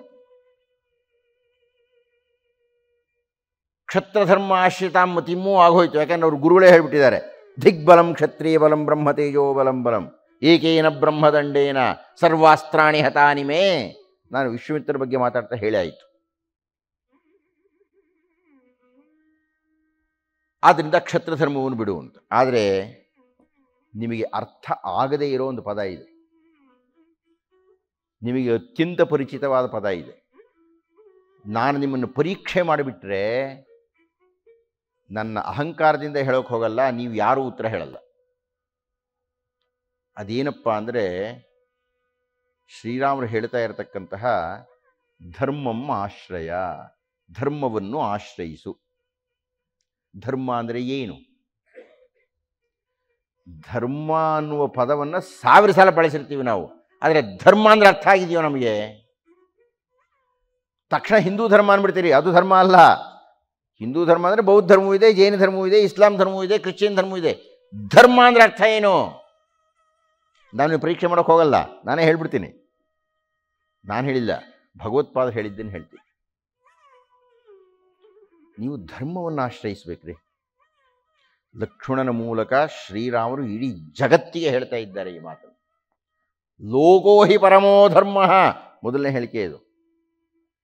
ಇಡೀ ಲೋಕದಲ್ಲಿ ಅತ್ಯಂತ ಶ್ರೇಷ್ಠವಾದದ್ದು ಧರ್ಮ, ಧರ್ಮ ಪರಿಪಾಲನೆ. ಹಾಗಾದರೆ ಧರ್ಮ ಅಂದರೆ ಅರ್ಥ ಏನಪ್ಪ? ಧರ್ಮಮ್ಮ ಆಶ್ರಯ, ಧರ್ಮವನ್ನು ಆಶ್ರಯಿಸು ಅಂದರೆ ಅರ್ಥ ಏನು?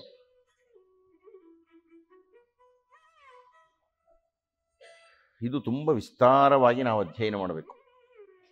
ಆದರೆ ತುಂಬ ಸ್ಥೂಲವಾಗಿ ಹೇಳಲಿಕ್ಕೆ ಪ್ರಯತ್ನ ಪಡ್ತೀನಿ, ನಿಮಗೆ ಅರ್ಥ ಆಗುತ್ತೆ ಅಂತ ನಂಬಿದ್ದೇನೆ. ಯಾಕೆಂದರೆ ಇಲ್ಲಿರ್ತಕ್ಕಂಥವರೆಲ್ಲ ಗುಣಗಣಿಗಳೇ, ಎಲ್ಲ ವಿದ್ವಾಂಸರೇ, ಎಲ್ಲ ಜ್ಞಾನಿಗಳೇ, ಅವರವರ ಕ್ಷೇತ್ರದಲ್ಲಿ ಉದ್ದಾಮ ಕ್ಷೇತ್ರಾಧಿಪತಿಗಳೇ.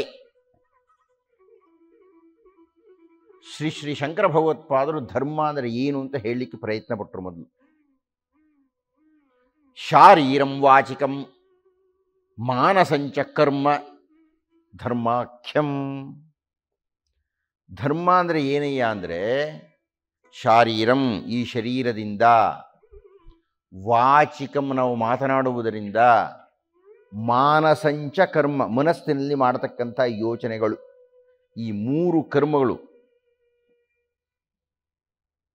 ದೈಹಿಕವಾಗಿ, ವಾಚ್ಯವಾಗಿ, ಮಾನಸಿಕವಾಗಿ. ಇದನ್ನು ಭಗವದ್ಗೀತೆಯಲ್ಲಿ 17ನೇ ಅಧ್ಯಾಯದಲ್ಲಿ ತುಂಬ ಸುಂದರವಾಗಿ ಶ್ರೀಕೃಷ್ಣ ವಿವರವಾಗಿ ಮಾತಾಡಿದ್ದಾನೆ. ಏನಿದು ಶಾರೀರಿಕ ತಪಸ್ಸು ಅಂದ್ರೇನು, ವಾಂಗ್ಮಯ ತಪಸ್ಸು ಅಂದ್ರೇನು ಇತ್ಯಾದಿಗಳನ್ನೆಲ್ಲ ಮಾತಾಡಿದ್ದಾನೆ. ಭಗವತ್ಪಾದರು ಹೇಳಿದ್ದಾರೆ, ಶರೀರ, ವಾಣಿ ಹಾಗೂ ಚಿತ್ತ ಈ ಮೂರರ ಕರ್ಮಗಳೇ ಧರ್ಮ. ಶಾರೀರಂ ವಾಚಿಕಂ ಮಾನಸಂಚ ಕರ್ಮ ಧರ್ಮಾಖ್ಯಂ. ಅಂದರೆ ಕಣ್ಣಿಂದ ನಾನು ನೋಡ್ತೀನಿ, ಇದು ಕಣ್ಣಿನ ಧರ್ಮ. ಕಿವಿಯಿಂದ ಕೇಳ್ತೀನಿ, ಇದು ಕಿವಿಯ ಧರ್ಮ. ನಾನು ಮನಸ್ಸಿನಲ್ಲಿ ಏನೋ ಯೋಚನೆ ಮಾಡ್ತಾ ಇದ್ದೇನೆ, ಅದು ಮನಸ್ಸಿನ ಧರ್ಮ. ಆದರೆ ಪ್ರಶ್ನೆ ಇರತಕ್ಕದ್ದು, ಕಣ್ಣಿಂದ ಕಂಡಿದ್ದೆಲ್ಲ ಧರ್ಮವೋ, ಕಿವಿಯಿಂದ ಕೇಳಿದ್ದೆಲ್ಲ ಧರ್ಮವೋ, ಮನಸ್ಸಿನಲ್ಲಿ ಯೋಚನೆ ಮಾಡಿದ್ದೆಲ್ಲ ಧರ್ಮವೋ? ಅವರೇ ಉತ್ತರ ಹೇಳ್ತಾರೆ, ಅನಿಯತ ದೇಶ ಕಾಲ ನಿಮಿತ್ತತ್ವಾಚ್ಚ. ದೇಶ ಕಾಲ ಹಾಗೂ ನಿಯಮ, ಕಾರಣ, ಇವುಗಳು ಬದಲಾವಣೆ ಆದಾಗ ಈ ಧರ್ಮಗಳು ಬದಲಾವಣೆ ಆಗಿಬಿಡುತ್ತೆ. 18-19 ವರ್ಷದ ಯುವಕ ಓದಬಹುದಾದಂತಹ ಶೃಂಗಾರದ ಕಾವ್ಯವನ್ನು, ಸಂಸ್ಕೃತದ ದೊಡ್ಡ ಗಾದೆಯೇ ಇದೆ, ಮಾಘ ಓದಿ ಮಗ ಕೆಟ್ಟ ಅಂತ. 8-10 ವರ್ಷದ ಹುಡುಗರು ಓದಬಾರ್ದು. ಅಂದರೆ ಓದುವಿಕೆ ಧರ್ಮವಾಗಬೇಕಾದ್ರೆ ಒಂದು ಮಿತಿ ದಾಟಬೇಕು.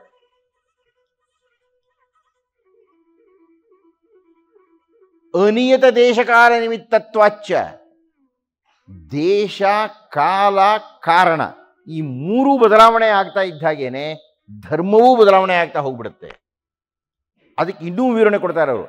ಯಸ್ಮಿನ್ ದೇಶೇ ಕಾಲೇ ನಿಮಿತ್ತೇ ಚ ಯಹ ಧರ್ಮ ಅನುಷ್ಠೀಯತೆ ಸ ಏವ ದೇಶಕಾಲ ನಿಮಿತ್ತಾಂತರೇ ಸ್ವಧರ್ಮೋ ಭವತಿ.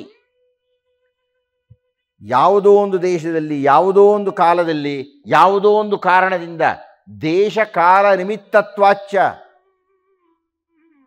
ಯಾವುದು ಧರ್ಮ ಅಂತ ಇರುತ್ತೋ ಅದು ದೇಶ ಕಾಲ ಕಾರಣಗಳು ಬದಲಾವಣೆ ಆಗ್ತಾ ಇದ್ದ ಹಾಗೆ ಅಧರ್ಮ ಆಗಿಬಿಡಬಹುದು. ಅಂದರೆ ವಿವರಣೆ ಕೊಡೋ ಕಾಲ ಇಲ್ಲರಿ, ತಕ್ಷಣ ಹೇಳ್ಬಿಡೋಣ. ಪುಟ್ಟ ಉದಾಹರಣೆ, ನೀವು ಭಾರತದಲ್ಲಿ ವಾಹನದಲ್ಲಿ ಹೋಗ್ತಾ ಇದ್ದಾಗ ಬಲಗಡೆಗೆ ಹೋಗ್ತೀರಾ, ಬಲಗಡೆಗೆ ಹೋದರೆ ಏನಾಗುತ್ತೆ? ಬರೀ ಅಷ್ಟೇ ಅಲ್ಲ, ನಿಮಗೆ ದಂಡ. ಯಾಕೆ ಅಂತಂತ ಹೇಳಿದ್ರೆ ಅದು ಅಧರ್ಮ. ವಾಸ್ತವ ಧರ್ಮ ಅಂದರೆ ವಿಧಿ ಅಂತ, ಕಾನೂನು ಅಂತ.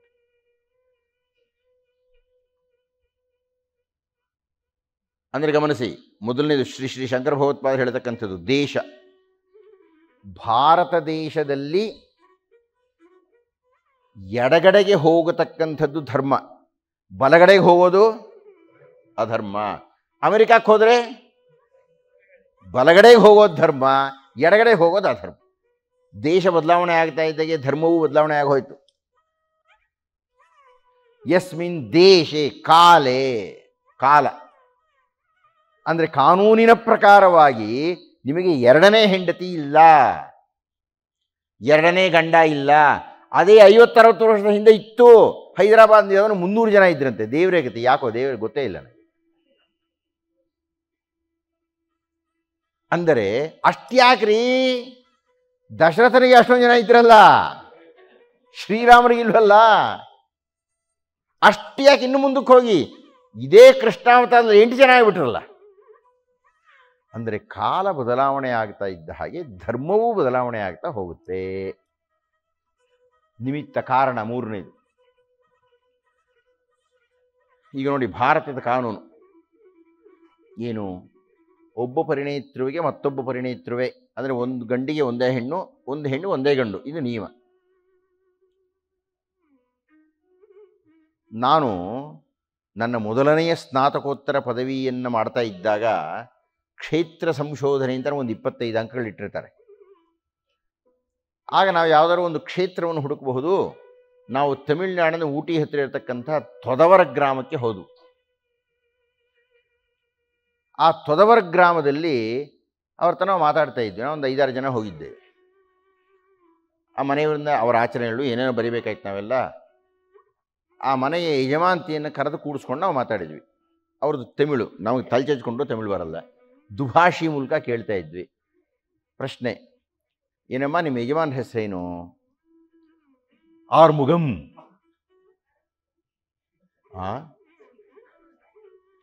ಆರ್ಮುಗಂ ಬರ್ಕೊಂಡ್ವಿ ನಾವೆಲ್ಲ. ನಮ್ಮಲ್ಲೊಬ್ಬ ಕೆಪ್ಪ ಇದ್ದ. ಅವನಿಗೆ ಸಂದೇಹ ಸರಿಯಾಗಿ ಕೇಳಿಸ್ಲಿಲ್ಲ ಅಂತ ಕಾಣುತ್ತೆ. ಅವನು ಇನ್ನೊಂದ್ಸಲ ಕೇಳ್ರಿ ಅವ್ರನ್ನ, ಅವರ ಯಜಮಾನ್ರ ಹೆಸರೇನು? ಅಮ್ಮ ನಿಮ್ಮ ಯಜಮಾನ್ ಹೆಸರು ರಾಮನ್ ಅಂದ್ಬಿಟ್ರಾಗ. ನಮಗೆ ಆಶ್ಚರ್ಯವೋ ಆಶ್ಚರ್ಯ. ಏನು ನಾವು ಎರಡೂ ಕೇಳಿದ್ದು ಸರಿಯೋ ತಪ್ಪು ಅಂದ್ಕೊಂಡು ಇನ್ನೊಂದ್ಸಲ ಕೇಳಿದ್ವಿ. ಲಕ್ಷ್ಮಣನ್ ಅಂದ್ಲಾಕಿ. ಏನ್ರಿ ಗತಿ ಇದು? ಆರ್ಮುಗನ್, ರಾಮನ್, ಲಕ್ಷ್ಮಣನ್, ಈ ಮೂರರಲ್ಲಿ ಯಾವುದು ಸರಿ ಅಂತ ಕೇಳಿದ್ವಿ. ಆಕೆ ಹೇಳಿದ್ಲು ಭೀಮನ್ ಅಂದ್ಲು.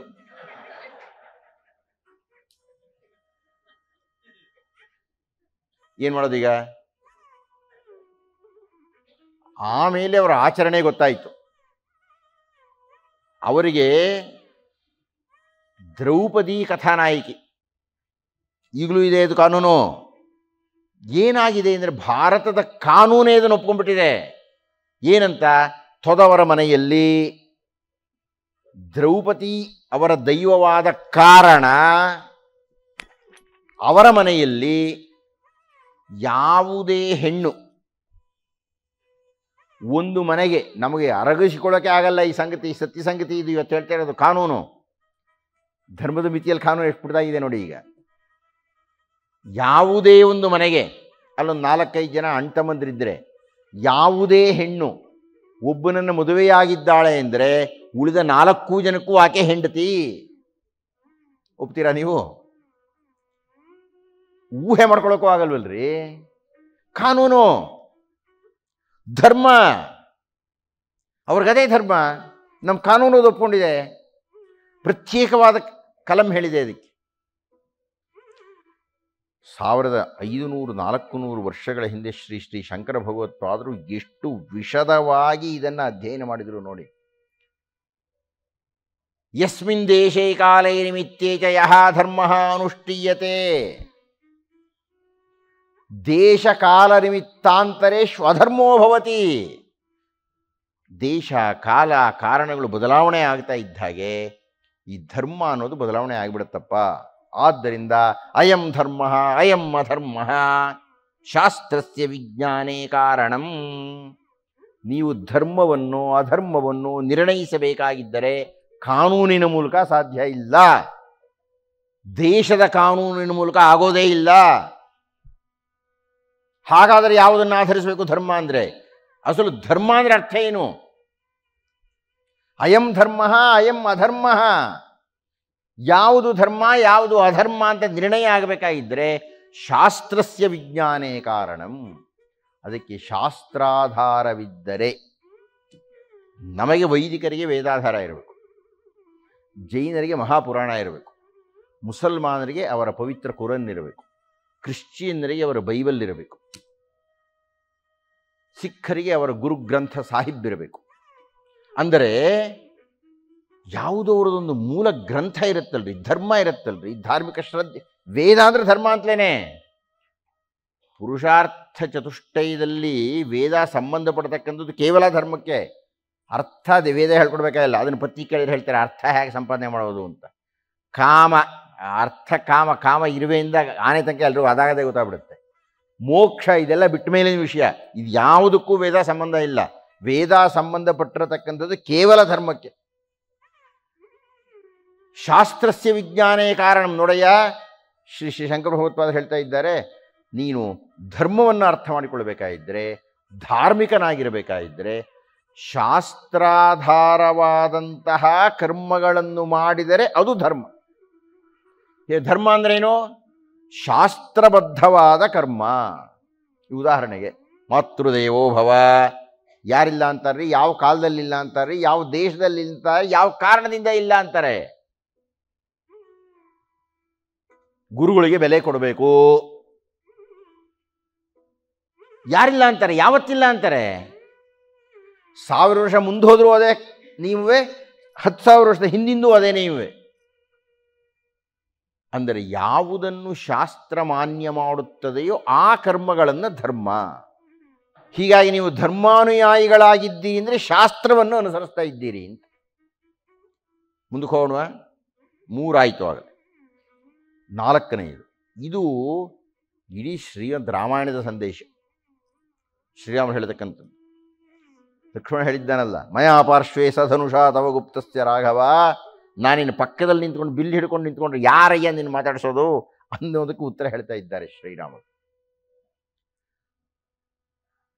ಕೃತಾಂತಸ್ತ್ವ ಇವ ಸೌಮಿತ್ರೇ ದ್ರಷ್ಟವ್ಯೋ ಮತ್ಪ್ರವಾಸನೆ ರಾಜ್ಯಸ್ಯ ಚ ವಿತೀರ್ಣಸ್ಯ ಪುನರೇವ ನಿವರ್ತನೆ. ನನ್ನ ಜೀವನದ ಧ್ಯೇಯವಾಕ್ಯ ಇದು. ನನಗೆ ಇದು ಅರ್ಥ ಆಗಿಬಿಟ್ರೆ ತಾತ್ಕಾಲಿಕವಾದ ನೋವು ನಮಗೆ ನಮ್ಮ ದೌರ್ಬಲ್ಯದಿಂದ ಬರಬಹುದೇ ಆಗಲಿ, ನಮಗೆ ನೋವೇ ಇರಲ್ರಿ ಇದು ಅರ್ಥ ಆಗಿಬಿಟ್ರೆ. ಶ್ರೀರಾಮರ ಉಪದೇಶ ಇದು. ಕೃತಾಂತಸ್ತ್ವ ಇವ ಸೌಮಿತ್ರ. ಕೃತ ಅಂತ ಅಂದರೆ ಅರ್ಥ ಯಮ ಅಂತ ಸರಳವಾದ ಅರ್ಥ. ನಿಜವಾದ ಅರ್ಥ ಏನಪ್ಪ ಅಂದರೆ ನಮ್ಮ ಕೃತಿಗಳಿಗೆ ಅಂತ್ಯವನ್ನು ಹೇಳುವ ಶಕ್ತಿ ಅಂತ. ಕೃತಾಂತ ಅಂದರೆ ವಿಧಿ ಅಂತ. ಕೃತಾಂತಸ್ತ್ವ ಇವ ಸೌಮಿತ್ರೇ ದ್ರಷ್ಟವ್ಯೋ ಮತ್ಪ್ರವಾಸನೆ. ಅಲ್ಲಯ್ಯ, ಇದ್ದಕ್ಕಿದ್ದ ಹಾಗೆ ನಿನ್ನೆ ಬೆಳಿಗ್ಗೆ ದಶರಥ ಮಹಾರಾಜ ಬಂದು ಅಥವಾ ಕರೆಸಿ ನನಗೆ ಹೇಳಿದ್ರಲ್ಲ ನಿಂಗೆ ಪಟ್ಟ ಕಟ್ತೀನಿ ಅಂತ. ಅದು ಯಾರು ಹೇಳಿದ್ರು ದಶರಥನಿಗೆ? ರಾಜ್ಯಸ್ಯ ಚ ವಿತೀರ್ಣಸ್ಯ ಪುನರೇವ ನಿವರ್ತನೆ. ಇದ್ದಕ್ಕಿದ್ದಾಗ ಬೆಳಗ್ಗೆ ನೀನು ಕಾಡು ಹೋಗು ಅಂತ ಹೇಳ್ತಾ ಇದ್ದಾರಲ್ಲ, ಯಾರು? ಏನು ದಶರಥ ಹೇಳಿಲ್ಲ, ಕೈಕೆ ಹೇಳಿಲ್ಲ. ನನ್ನನ್ನು ಸಿಂಹಾಸನದಲ್ಲಿ ಕೂಡಿಸತಕ್ಕದ್ದು ಹಾಗೂ ನನ್ನನ್ನು ಸಿಂಹಾಸನದಿಂದ ಉರುಳಿಸಿ ಕಾಡಿಗೆ ಅಟ್ಟತಕ್ಕದ್ದು ಎರಡೂ ಕೃತಾಂತ, ವಿಧಿ. ಅದಕ್ಕೋಸ್ಕರ ನಮ್ಮ ಅಪ್ಪನ್ನ ನಮ್ಮಮ್ಮನ ಒಯ್ಬೇಡ ನೀನು. ನಮ್ಮಮ್ಮ ಎಷ್ಟು ಪ್ರೀತಿ ಮಾಡ್ತಾ ಇದ್ರು ನನ್ನನ್ನು, ನಮಗೆ ಗೊತ್ತೇ ಇದೆ. ರಾಮೋವಾ ಭರತೋವಾ ನನಗೆ ವ್ಯತ್ಯಾಸವೇ ಇಲ್ಲ ಅಂತ ಹೇಳ್ಬಿಟ್ಟಿದ್ದಾಳಕ್ಕೆ ಕೇಳ್ತಾ ಇದ್ದ ಹಾಗೇನೆ. ಆದರೂ ಮಂಥರೆ ಪ್ರಭಾವ. ಯಾಕೆ ಮಂಥರೆ? ಯಾದೃಚ್ಛಯ ಅಂತ ಹೇಳ್ತಾರೆ ವಾಲ್ಮೀಕಿಗಳು. ಮಂಥರೆಯ ಆಗಮನವನ್ನು ಸುಮ್ಮನೆ ಹತ್ತಿ ನೋಡಿಲ್ಲಂತೆ. ಯಾಕೆ ಹತ್ತಿಲ್ಲ ಅವಳಿಗೆ ಗೊತ್ತಿಲ್ಲ. ನೋಡ್ತಿದ್ದಾಗೆ ಕೌಸಲ್ಯ ದಾನ ಮಾಡ್ತಾ ಇರೋದು ಗೊತ್ತಾಗೋಯ್ತು. ಏನು ಈ ಜಿಪುಣಿ ದಾನ ಮಾಡ್ತಾಳೆ ಯಾಕೆ ಅಂತ ಕೇಳಿದ್ರೆ, ರಾಮರು ಪಟ್ಟಾಭಿಷೇಕ ಆಗ್ತಾ ಇದೆ ಅಂತ ಕೇಳಿಸ್ಕೊಂಡು. ಯಾದೃಚ್ಛಯ. ತಕ್ಷಣ ಅವಳು ತಲೆ ಕೆಡ್ತು. ಯಾರು ಹೇಳಿದ್ರು ಅವಳಿಗೆ? ಯಾರು ತಯಾರು ಮಾಡಿದ್ರು ಅವಳನ್ನ? ಅವಳು ಹೇಳಿದ್ದನ್ನು ಕೈಗೆ ಕೇಳು ಅಂತ ಯಾರು ಹೇಳಿದರು? ದಶರಥ ಕಾಲಿಡ್ಕೊಳ್ಳೋಕೆ ಹೋದ. ಶ್ರೀರಾಮರ ಈ ವಾಕ್ಯ ನಮ್ಮ ಜೀವನದಲ್ಲಿ ಸ್ವಾಮಿ, ನಮ್ಮ ಅರಿವಿಗೆ ಬಾರದೇ ನಷ್ಟಗಳಾಗತ್ತೆ. ನಾವು ಪರಮ ನ್ಯಾಯವಾದಿಗಳಾಗಿದ್ದರೂ ನಮಗೆ ಶಿಕ್ಷೆ ಆಗುತ್ತೆ. ಯಾವುದೇ ತಪ್ಪು ಮಾಡದೆ ನಾವು ಅವಹೇಳನೆಗೆ ಗುರಿಯಾಗ್ತೀವಿ, ನಿಂದೆಗೆ ಗುರಿಯಾಗ್ತೀವಿ. ನಾವೆಲ್ಲ ಸರಿಯಾಗೇ ಇರ್ತೀವಿ ಅಂತ ನಾವು ಅಂದ್ಕೊಂಡು ಇರ್ತೀವಿ, ಚರ್ಚೆ ಮಾಡಿರ್ತೀವಿ. ಎಲ್ಲವೂ ಸರಿಯಾಗಿರುತ್ತೆ, ಇದ್ದಕ್ಕಿದ್ದಾಗೆ ವಿರೋಧ ಬಂದ್ಬಿಡುತ್ತೆ. ಕಾರಣವೇ ಗೊತ್ತಿಲ್ಲ. ಇದು ನಮಗೆ ಅರ್ಥವಾದರೆ ನಮಗೆ ಆಗತಕ್ಕಂಥ ನಷ್ಟಗಳು, ನಮಗೆ ಆಗತಕ್ಕಂಥ ಲಾಭಗಳು ನಮ್ಮ ತಲೆಯನ್ನು ತಿರುಗಿಸ್ಕೂಡುದು. ಇದು ಅರ್ಥ ಆಗಬೇಕಷ್ಟೇ ನಮಗೆ. ಇದು ಅರ್ಥವಾದರೂ ನಾವು ಒಳ ಒದ್ದಾಡ್ತಾ ಇರ್ತೀವಿ. ಅದು ನಮ್ಮ ದೌರ್ಬಲ್ಯ, ಏನೂ ಮಾಡೋಕ್ಕಾಗಲ್ಲ. ಇದು ಅರ್ಥ ಆದರೆ ಆ ನೋವು ಕಡಿಮೆ ಆಗುತ್ತೆ. ರಾಮರು ಮಾಡಿದಂಥ ಬಹುದೊಡ್ಡ ಉಪದೇಶ ಇದು. ಲಕ್ಷ್ಮಣನಿಗೆ ಅರ್ಥ ಆಗಲಿಲ್ವಲ್ಲ ಆವತ್ತು ಅಂತ ನನಗೆ ಸಂಕಟ ಆಗುತ್ತೆ. ರಾಮರ ಪಕ್ಕದಲ್ಲಿದ್ದು ಲಕ್ಷ್ಮಣನಿಗೆ ಅರ್ಥ ಆಗಲಿಲ್ವೇ ಅಂತ, ಕೃಷ್ಣನ ಪಕ್ಕದಲ್ಲಿದ್ದು ಅರ್ಜುನನಿಗೆ ಅರ್ಥ ಆಗಲಿಲ್ಲ ಭಗವದ್ಗೀತೆ. ರಾಮರ ಉಪದೇಶ ಲಕ್ಷ್ಮಣನಿಗೆ ಅರ್ಥ ಆಗಬೇಕಾದ್ರೆ ಇಂದ್ರಜಿತ್ ಸಂಹಾರ ಆಗಬೇಕಾಯಿತು, ಆಗಲೇ ಆತನಿಗೆ ಅರ್ಥ ಆಗಿದ್ದು. ಆ ಸಂದರ್ಭ ಬರುತ್ತೆ. ಈ ಉಪದೇಶವನ್ನು ಮತ್ತೊಮ್ಮೆ ಹೇಳ್ಬಿಡ್ತೀನಿ. ಕೃತಾಂತಸ್ತ್ವ ಇವ ಸೌಮಿತ್ರೇ ದ್ರಷ್ಟವ್ಯೋ ಮತ್ಪ್ರವಾಸನೆ ರಾಜ್ಯಸ್ಯ ಚ ವಿತೀರ್ಣಸ್ಯ ಪುನರೇವ ನಿವರ್ತನೆ. ಅಯ್ಯ ಲಕ್ಷ್ಮಣ, ಇದಕ್ಕೆ ಉತ್ತರ ಹೇಳು. ಯಾರು ನನ್ನನ್ನು ಪಟ್ಟಾಭಿಷೇಕ ಮಾಡಿಸ್ಕೊ ಅಂತ ಹೇಳಿದರು, ಯಾರು ಕಾಡು ಹೋಗು ಅಂತ ಹೇಳಿದರು? ನಮ್ಮ ಅಪ್ಪ ಅಮ್ಮನ ಗುರಿ ಅಂತ ಹೇಳ್ತಾ ಇದೀಯಾ ನೀನು? ಇದಕ್ಕೆಲ್ಲ ವಿಧಿನೇ ಕಾರಣ. ನೀನು ಹೇಳ್ತಾ ಇದೀಯ ಆ ವಿಧಿಯನ್ನೂ ನಿಯಂತ್ರಣ ಮಾಡ್ತೀನಿ ಅಂತಿದೀಯ ನೀನು. ಬಿಲ್ ಹಿಡ್ಕೊಂಡ್ಬಿಡ್ತೀನಿ, ಬಾಣ ಹಿಡ್ಕೊಂಡ್ಬಿಡ್ತೀನಿ. ಏನು ನಿನ್ನ ತಲೆ ನಿಯಂತ್ರಣ ಮಾಡೋದು? ಕಶ್ಚ ದೈವೇನ ಸೌಮಿತ್ರೇ ಯೋದ್ಧಮುತ್ಸೋಹತೆ ಪುಮಾನ್. ಏನಯ್ಯ, ದೈವದ ಜೊತೆಗೆ ಯುದ್ಧ ಮಾಡಿ ಗೆದ್ದವರು ಯಾರಾದರೂ ಇದ್ದಾರಾ ಇಲ್ಲಿ ತನಕ? ಕಶ್ಚ ದೈವೇನ ಸೌಮಿತ್ರೇ ಯೋದ್ಧಮುತ್ಸುಹತೆ ಪುಮಾನ್. ಯಾವ ಪುರುಷ ತನ್ನ ಪೌರುಷವಾದದಿಂದ ವಿಧಿಯನ್ನ, ದೈವವನ್ನ ವಿರೋಧಿಸಿ ಯುದ್ಧ ಮಾಡಿ ಗೆದ್ದಿದ್ದಾನೆ? ಹೇಳು ನೋಡೋಣ. ಯಾಕೆ ಆಗೋದೇ ಇಲ್ಲ ಗೊತ್ತೇನ್ರಿ? ಇನ್ನು ಶತ ಶತ ಶತ ಶತ ಸಹಸ್ರಮಾನಗಳಾದರೂ ಯಾಕೆ ಆಗೋದಿಲ್ಲ ಅಂದರೆ, ನಮ್ಮ ಆಯುಷ್ಯ ಅತ್ಯಂತ ಮಿತಿ, ನಮ್ಮ ಪಂಚೇಂದ್ರಿಯಗಳ ಶಕ್ತಿ ಅತ್ಯಂತ ಕಡಿಮೆ. 60 ವರ್ಷ 65 ವರ್ಷ ಆಗ್ತಾ ಇದ್ದ ಹಾಗೆ ನಾವು ಸುಸ್ತು. ಕೋಟಿ ಕೋಟಿ ವರ್ಷಗಳಿಂದ ಇದೆಯಲ್ರಿ ಪೃಥ್ವಿ. ಈ ಇಡೀ ವಿಶ್ವವನ್ನು ಕೋಟಿ ಕೋಟಿ ವರ್ಷಗಳಿಂದ ನಿಯಂತ್ರಣ ಮಾಡ್ತಾ ಇರೋ ಒಂದು ಶಕ್ತಿ ಇದೆಯಲ್ರಿ, ಅದರ ಬಗ್ಗೆ ನಾವು ಯುದ್ಧ ಮಾಡೋಕ್ಕಾಗತ್ತೇನ್ರಿ? ದಯವಿಟ್ಟು ದಾಖಲು ಮಾಡಿಕೊಳ್ಳಿ. ನಾವು ಮಲಗುವಾಗ ಕಣ್ಣನ್ನು ಮುಚ್ಚುತ್ತೇವೆ ಅಂದರೆ ತೆಗೀತೀವಿ ಅನ್ನೋದು ನಮ್ಮ ಕೈನಲ್ಲಿಲ್ಲ.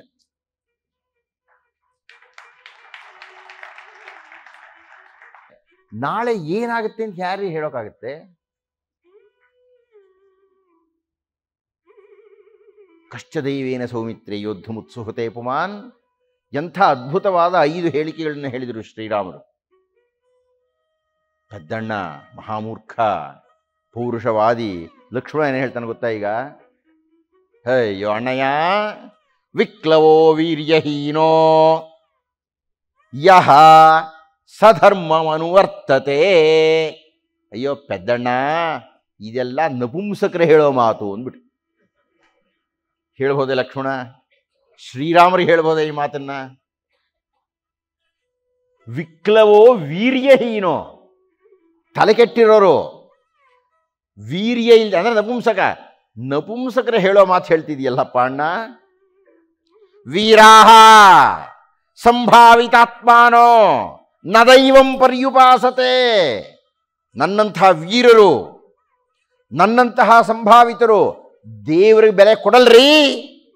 ಏನ್ ಮಾತು ಲಕ್ಷ್ಮಣಂದು? ದಯವಿಟ್ಟು ಗಮನಿಸಿ. ಇಂಥ ಲಕ್ಷ್ಮಣನ ಜೊತೆಗೆ ಶ್ರೀರಾಮರು 14 ವರ್ಷ ಇರಬೇಕಾಯ್ತು. ಇಂತಹ ಲಕ್ಷ್ಮಣನಿಗೆ ಪಾಠ ಮಾಡ್ತಾ ಹೋಗ್ಬೇಕಾಯ್ತು. ಪುಟ್ಟ, ಅದಲ್ಲ, ಹಾಗಲ್ಲ, ನಿಂದು ಬಹಳ ಮಿತಿ, ನಿಂಗೆ ಗೊತ್ತಾಗ್ತಾ ಇಲ್ಲ. ಗೊತ್ತಾಗುತ್ತೆ, ಗೊತ್ತಾಯ್ತು. ಬಹಳ ಕಾಲ ತಗೊಳ್ತು ಲಕ್ಷ್ಮಣನಿಗೆ ಗೊತ್ತಾಗೋದಕ್ಕೆ. ನನಗೆ ಅದು ಬಹಳ ದೊಡ್ಡ ಆಶ್ಚರ್ಯ. ನಮ್ಮಂಥ ಸಾಮಾನ್ಯರು ಬೇಗ ಗೊತ್ತಾಗ್ಬಿಡ್ತು ನಮಗೆ. ನನಗೆ ಎಷ್ಟೋ ವರ್ಷಗಳಿಂದ ಗೊತ್ತಾಯ್ತು, ಅಯ್ಯೋ ನಮ್ಮದೇನೂ ಇಲ್ಲ ಅಂತ. ಲಕ್ಷ್ಮಣನಿಗೆ ಯಾಕೆ ಗೊತ್ತಾಗಲಿಲ್ಲ? ಇನ್ನೂ ಏನು ಹೇಳ್ತಾರೆ?